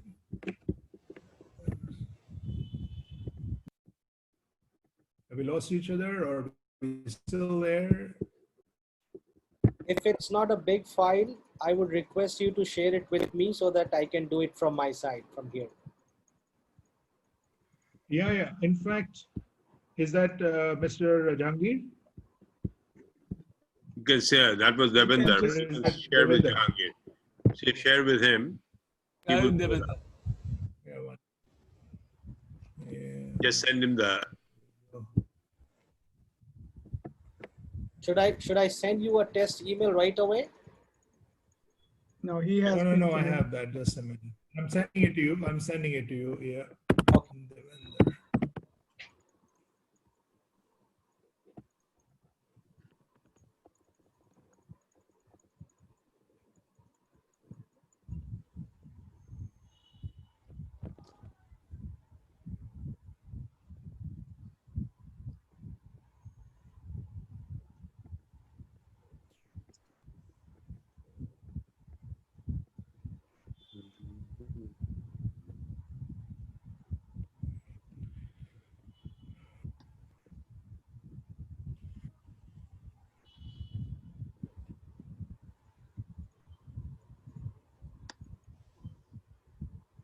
Madhu, do you think we should have another session? I think We'll have another session. We will have another session with you. Yeah, that's fine. Mr. Bhardwaj, we will have another session with you. Why don't you just not take your time? I promise you, and I think I'm just exceeding. One sec. Yeah. Just give me 30 seconds, please. Yeah.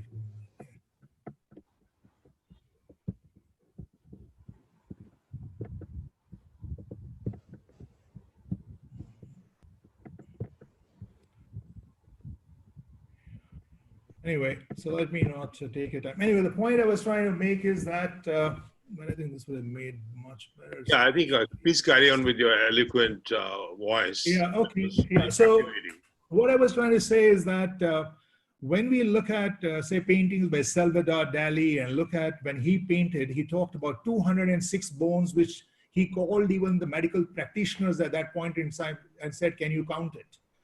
And similarly, what we need to understand with the advances of the science that took place, simultaneously, the whole host of fine arts, if you look at juxtaposition to the scientific advancements, be it in sculpture, be it in paintings, and be it in literature, phase by phase, since we're talking about Renaissance, and in Italy at that time, or in Europe in particular, what was happening is that from naturalism to pre-impressionism to post-impressionism to cubism, and later on to Dadaism and surrealism that went on, and later on even when the theory of relativity happened, the melting clocks, etc., those paintings that were created. And when Vincent van Gogh was talking about Starry Nights, the Neil Diamond was singing at the same time. But even today, as the musicians are creating orchestra, there are professors in the University of Australia who are linking even the mathematical equations explaining the music. So the point I want to underscore is that it has always been that the knowledge is never linear. It is non-curvilinear, and it is simultaneous, and it is hybrid in nature. And the straitjacketedness that exists in Indian education system has to be foregone with. For somebody to think a guy who's a tech cannot be a great musician, or somebody who's a tech cannot make a nice movie, or somebody cannot be a script writer, is a myth that we carry. For ages and decades, we have felt that if you want to learn literature, do arts. Why can't a guy who's doing a computer science be a brightest painter, for all I care? So in human beings lies the infinite potential, and it is our own limitation in imagination and our own motivation and drive that we don't push ourselves. And I'm reminded to tell you today that as I saw one of the speakers talking about, and there was a painting of Rabindranath at the back, Rabindranath Tagore, the same very painting has existed in the corridors of IIT Kharagpur, and where the mind is without fear is something that we know and very dear to us. But I must tell you that when I go to Africa, I met Mr. Wole Soyinka, who is a living Nobel laureate of Nigeria. I also remember the cryptic puzzle. I think the point that we need to understand that whether it is a child in Mali or in a Niger or in a smallest country that you may not have heard of, a Cape Verde, is no different than Indian in Islam. And Boston must pledge that their educational drive is trans-geographies, trans-globe. We are talking about here humans, and we are talking about empowering them with education and how to put them onto the frontiers of education, how to train them to beat the pandemics and whatever catastrophes that we may go through. But I think is all about learning to face life. Education is acquiring knowledge, not to be kept in the books and somewhere in the storehouses. Even as the most learned and knowledgeable global citizens like us, you will be very surprised to know that there's so many ills in the society, that the people, the bureaucracy, the judiciary, the legislature today, they are biggest for the citizens of the world. Is understand them for our rights and demand and must ask for it. In fact, it is only to make us understand the complex system and find our creative and engineering ways to confront it, face it, and harness it for the general and overall good for the society and of this mankind. Thank you. Thank you, Nirmal, for your eloquent talk, and you have given us statistics and spoke about education, and you are quite right that we have to connect the entire globe. As you must have seen when I was speaking, I said that we want to form an exclusive international club of educators. We want teachers across the globe. They should interact with each other, talk to each other, and then it is the teachers only whom we call teachers, although they are not teaching, they are actually learning. Every teacher, when he goes to class, in the name of teaching, actually, he or she learns. So that's what I also made that point that you got to make teaching a learning experience. So I'm sure if we are able to form that club with participants from across the globe, we'll be able to bring a new renaissance in education. With these words, let me first thank Professor Amit Ray for his talk on design and telling us about what aesthetics is all about. What I understand is a simple word, love at first sight. So whatever you create, we must look at that. If you love it, then it is done. And must thank the creative lady who keeps on writing. We'd like to see for many, many more years. She'll be contributing. And I'm sure the teachers who are participating in this program, they have learned. And at the end, Nirmal has given a, very good information, and he has really told us how to go about it. These words, I'll request Jahangir to, I think it's to Jahangir, right? Conduct the panel discussion. Or is it right, Jahangir? Yeah, we can all do it together. You, me, Partho, and Devendra. Okay. Okay, great. So, Partho, Good evening, sir. Can I contribute? Because I have been listening to all of you very minutely for about an hour or so, and I'm thankful to Mr. Singh that only due to his assistant I could get into the meeting. May I, if I'm allowed to? Good afternoon, Partho Ghosh, sir. I have been waiting for long to meet you, online or offline. If the chair and if the eminent speakers allow me, I need to, from my experience, I would like to make a few, maybe may not be very rosy, may not be very interesting, but I would rather say a few crude realities in terms of creativity, particularly in the field of education, India today. With the permission of chair, sir, may I? Please go ahead. Please go ahead. Sir, I have been into the profession of management education for about last 2 decades now. Currently, also, I am the dean designate of one of the most upcoming universities in Eastern India. I could not join because of the COVID pandemic. Maybe I will be joining in a day or two, physical, if not physically online. But I am taking care of things. What I have seen, and I am in a way, I am fortunate enough to have started my career from a very simple B school, and then I have elevated myself to reputed B schools, including Vinod Gupta School of Management, IIT Kharagpur. So I had, in a way, I had the privilege of seeing things from the bottom to top, including IIMs also, where I have worked. For a very small period of time, for a small span of time, as a research assistant or assistant to a professor. Sir, a few things are very clear to me, given the Indian system into consideration. People may talk of theory, people may talk of understanding of creativity, but creativity has a strong link with social security. I quote Vivekananda in Bengali and then in English, Khali pete dharma hoy na. If creativity is a religion, then you cannot have it in an empty stomach. So unless and until we have a robust social security net, we cannot think of making people creative. Point number one. Point number two, India for at least 200 years and for last 70 years, or for that matter, for since so-called liberalization, I would rather say it liberalization, not so-called, we are governed by two basic social psychologies. One is feudality, not feudalism. I quote Ketoki Kusha. I quote Professor Dyson that India is governed by feudality. It is not about feudalism. Feudalism is a social system. Feudality is a mindset. We are governed by feudality and Macaulayan academic bureaucracy.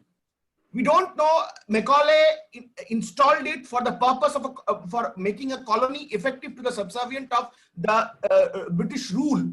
But Macaulay has gone, but the Macaulayan system and feudality clubbed together, it is now we are into a wonderful mode of, if I'm allowed to quote Marx, Asiatic mode of academic production, where we don't know whose interest we are subserving. And in that way, I fully agree with Nirmal Bhardwaj sir, what we have said.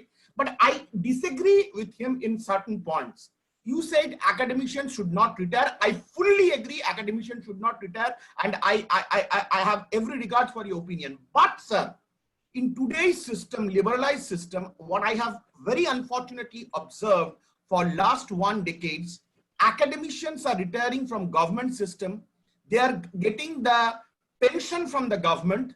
At the same point of time, they are joining private institutions which are no way bothered about the quality education. They only bring in retired professors in order to maintain AICT and UGC norms. And these people who have a very secure and settled pension, they could have stood up for the cause of education. But my personal experience has been pathetic.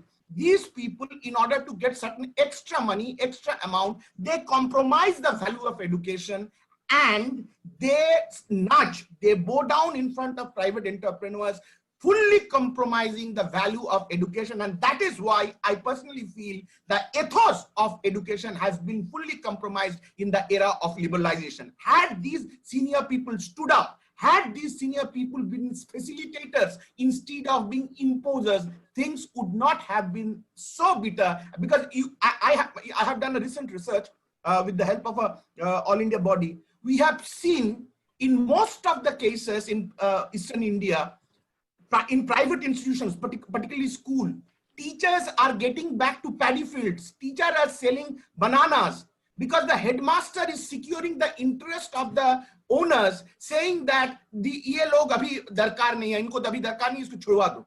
I mean, here it is headmasters, but in case of if you go to the private institutions, private higher education institutions, there I have seen retired professors who have retired from state universities, central universities. They are holding very high cushy position of vice chancellors, registrars, and so on and so forth. Where if they could have stood up the cause of quality, if they could have stood up the cause of excellence, things would have been different. But in order to be good to the so-called promoters of education, they have sacrificed the cause. This is one of the burning realities. So, since we are talking of creativity, again, because unless and until we have quality education, we cannot think of creativity, because quality of education brings, it is to a great extent instrumental in developing creativity. Third and fourth important point, in India, as Bhardwaj sir has rightly pointed out, system is more important than outcome. Whether you are a person with all the potentials, whether you can be serving the interest of any cause in a most effective manner, it is not important. The important is the fact in which grade of professorship are you? Are you into 37,000 to 60 scale? If you are not into this scale with the best of the ability, you cannot be in the proper place. I have experienced myself. I have been in the recruitment board. I have faced the recruitment board myself. So I have seen both sides of the table. These are absolute. I have seen best of the best people getting rejected because they have not served 8 years within the bracket of 37,000 and 60,000 category. They are 2 months less than this. If this is the logic, or to carry on our academics, because I am here relating, creativity with creativity. Dr. Mukherjee, we are discussing getting. I mean, what you are saying, we can debate on that. But if you take a lot of time, others will not. No, sir, I am done. I only mean to say, if we cannot come out these notions of feudality and Machiavellian bureaucracy, we can never infuse creativity into our academic process. That is for sure. Okay. Thank you very much. Thank you. Yeah, well said. Yes. And Madhu, you are muted. Yeah. Okay. Yeah. Is there anyone else who wants to ask any other question? Kindly, my request, let us keep our discussion basically on creative thinking, creativity. And if we talk about the problems of education system, not only in India, but the world, as I said earlier, it depends on the perception of the people who governs the country or governs the world.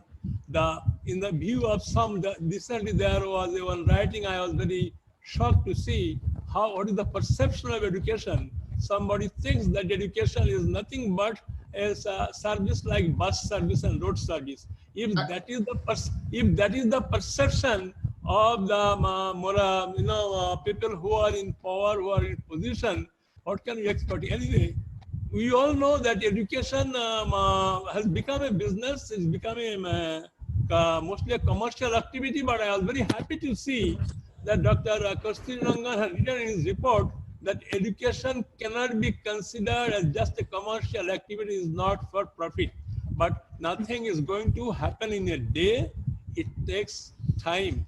We can discuss a lot of things, but let us consider, let us request our other participants, instead of explaining their positions on the on their experience, let them discuss about what they really think of creativity. We have heard already 3 speakers. Let us hear others, please. Thank you very much.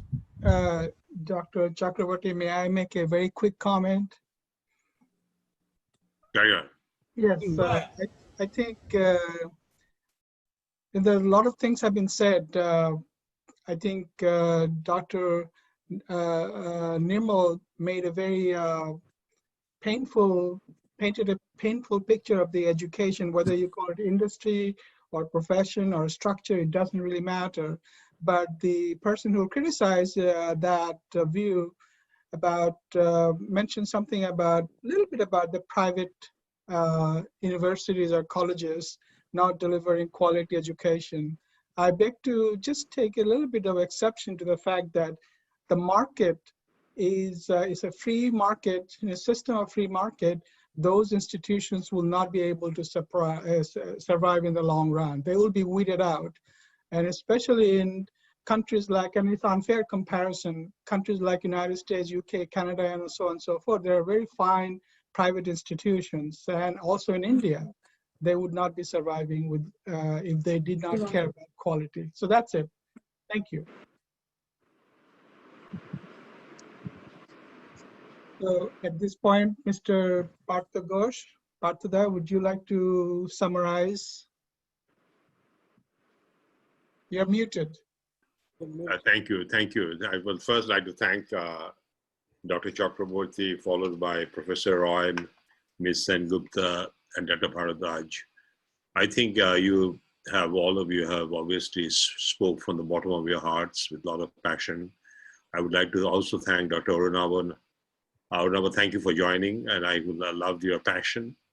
And I must say that all the points made are valid.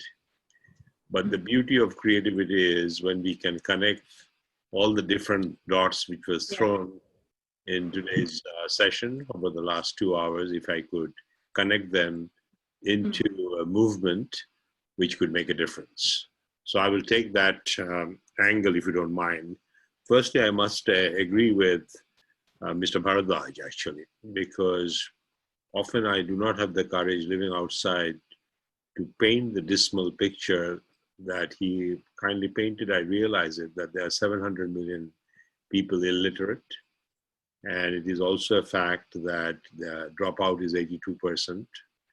And in that spirit, the first question of creativity would be people who are privileged to have the education, what they could do to creatively connect with that 700 million people. So that's one.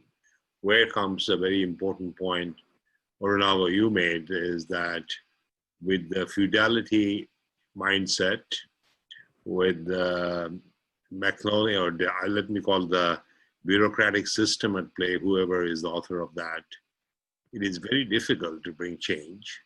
And that's why we have begun this movement, the Boston Pledge. So that's the first point. And we do realize it will not be easy. And the third point I'd like to say, if you really notice of all the people that we quoted, 90% of the names came from the Western world. We talked about Pythagoras, we talked about Michelangelo, we talked about the Germans. But, you know, I feel if you really want to encourage creativity, we have to connect with the local environment. We have to find the local heroes. And I think I would like to see, when we talk about creativity, could we talk about people like Tagore or Satyan Bose, I mean, he gave us the God particle.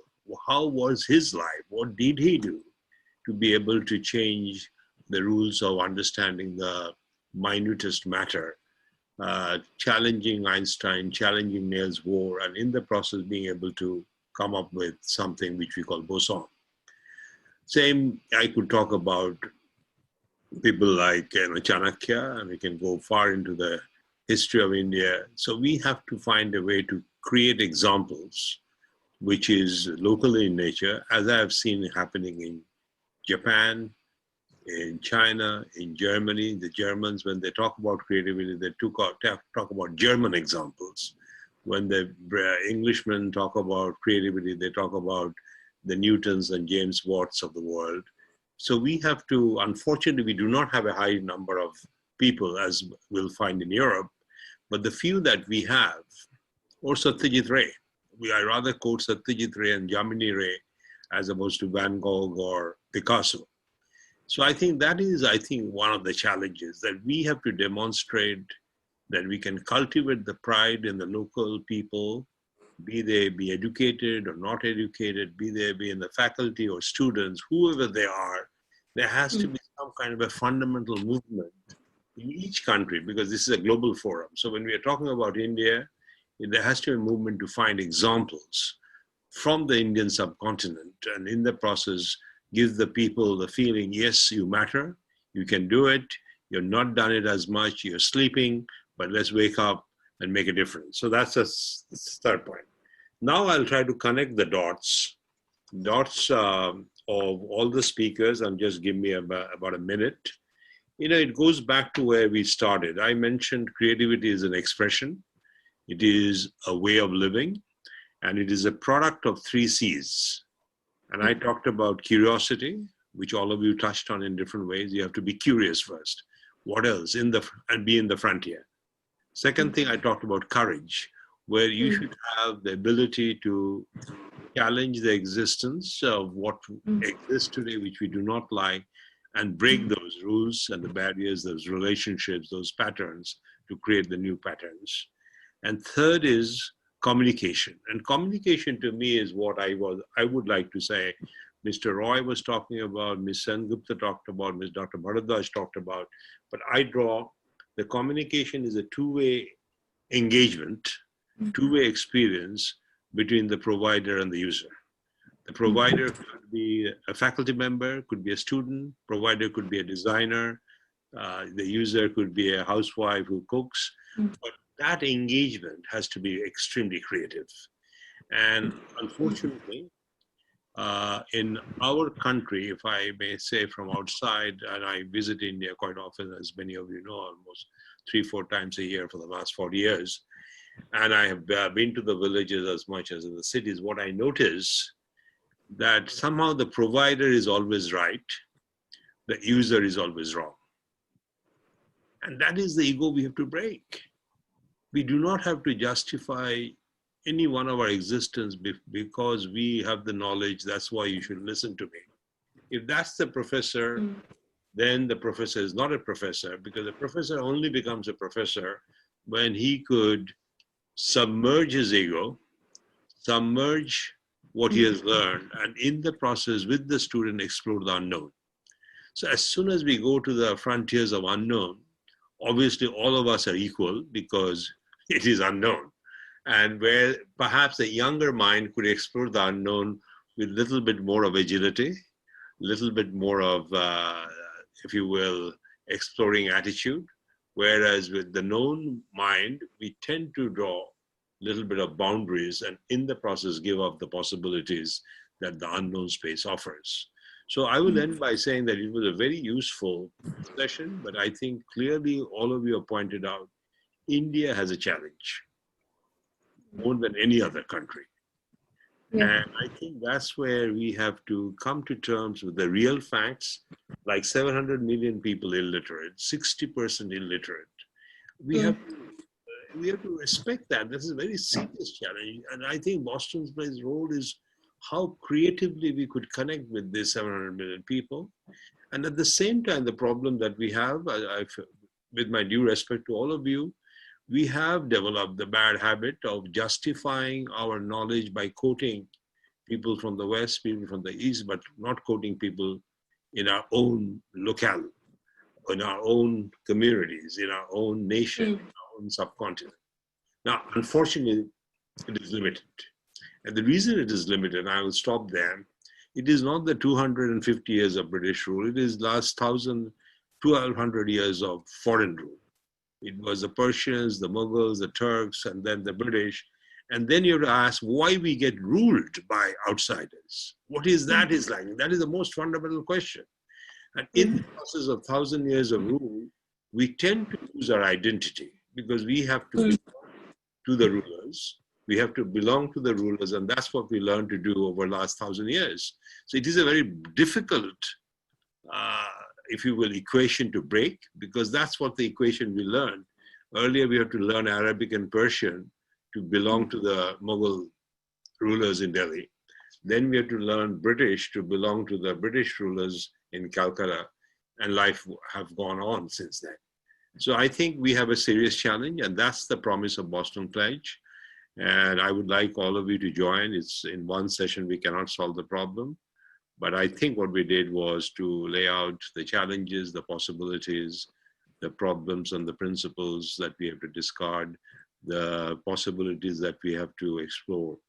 And it is a difficult challenge. I don't think it's a matter, I think Mr. Bhardwaj is right.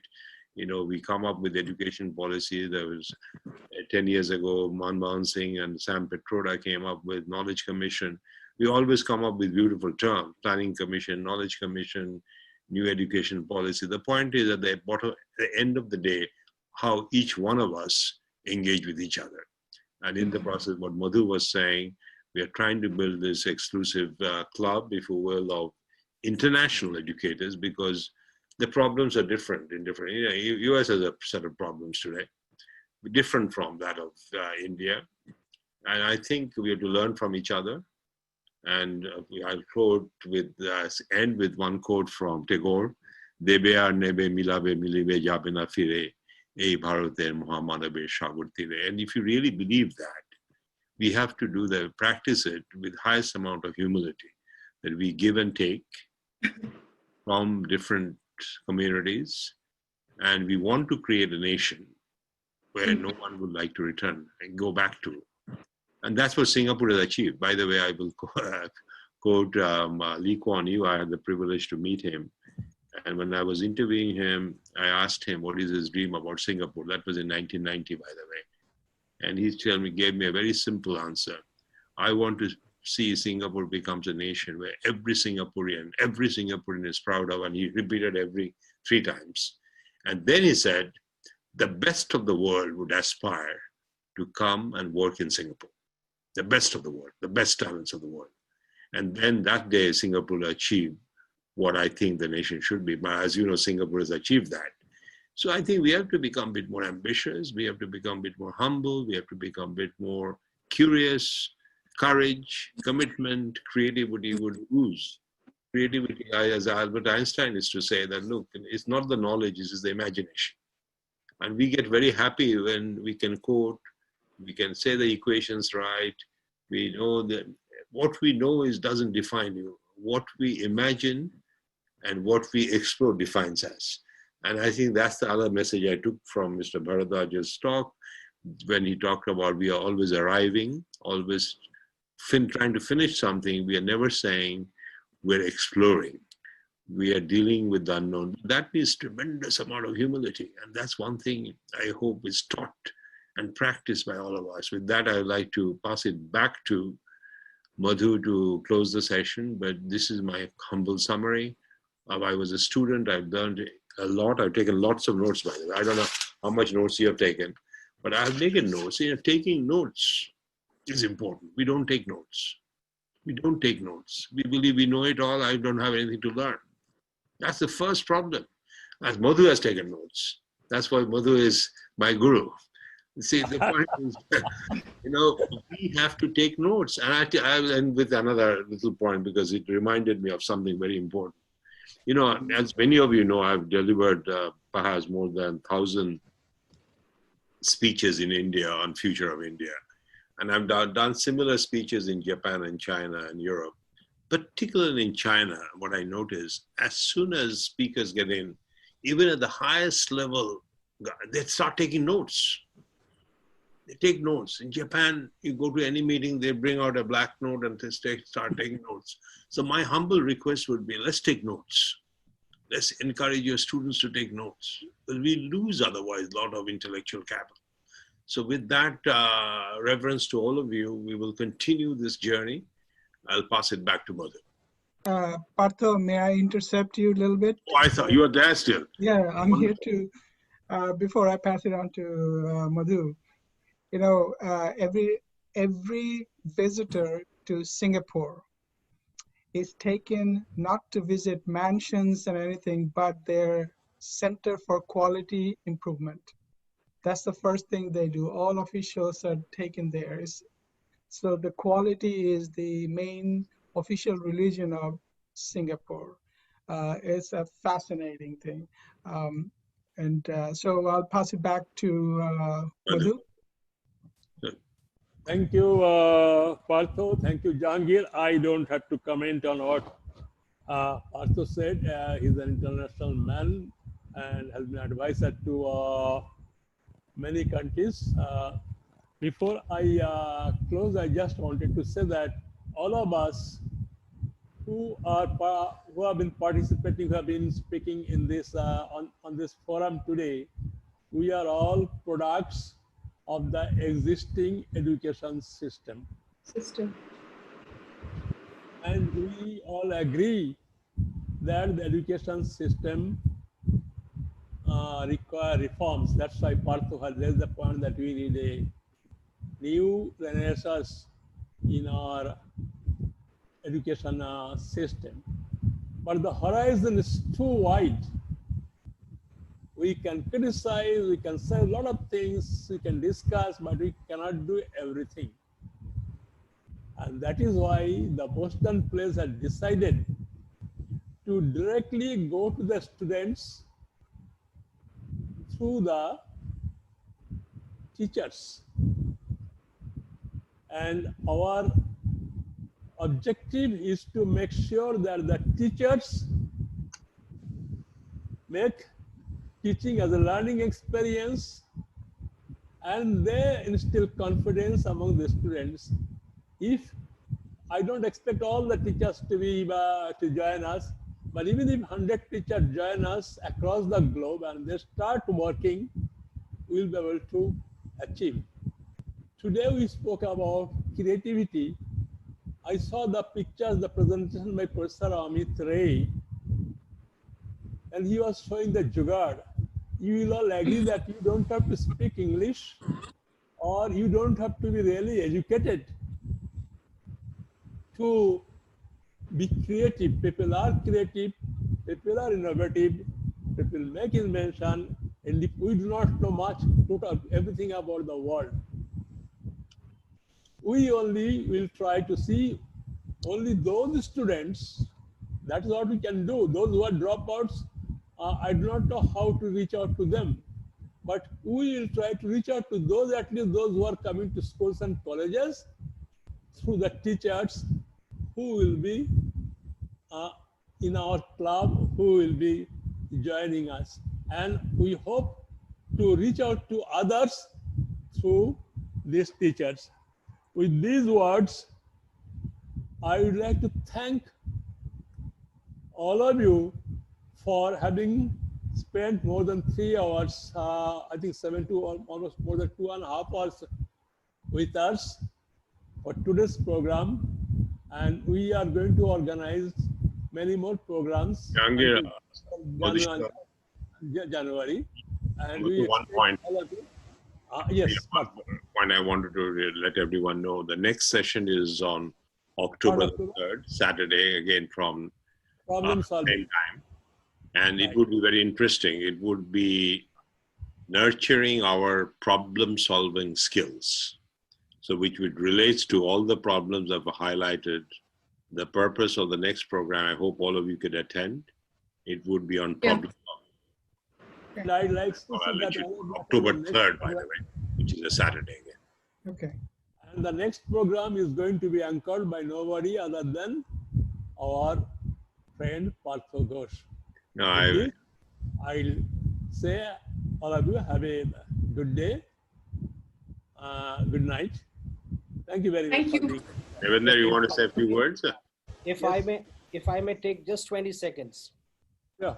Thank you. So I was thinking, I was trying to assimilate all the points, and what I could grasp from this is the relationship between three C's. That's creature, creativity, and the creator. So creativity is the bridge between the creature and the creator. Like creativity is the strongest trait or quality of the creator, and every one of us is blessed with this gift. So creativity gets nurtured when a being connects with self, the divine within. So the roots. So if we are connected deep with our roots, we will be having the fruits of creativity, which will change the life that we all are living. So this is what I could understand. Another point of Mr. Bhardwaj was very touching and powerful. He talked about caring life wherever it is. And another important point which I could grasp from Professor Ray is purpose of aesthetics is to enhance an individual's sense of beauty. So all I could see beauty in this session and lot of wisdom. So with my humble thank you and all gratitude to all the speakers and participants, I would like to say, with my folded hands, thank you for joining the Boston Pledge Educator Springboard Program. Thank you very much. Thank you. Thank you.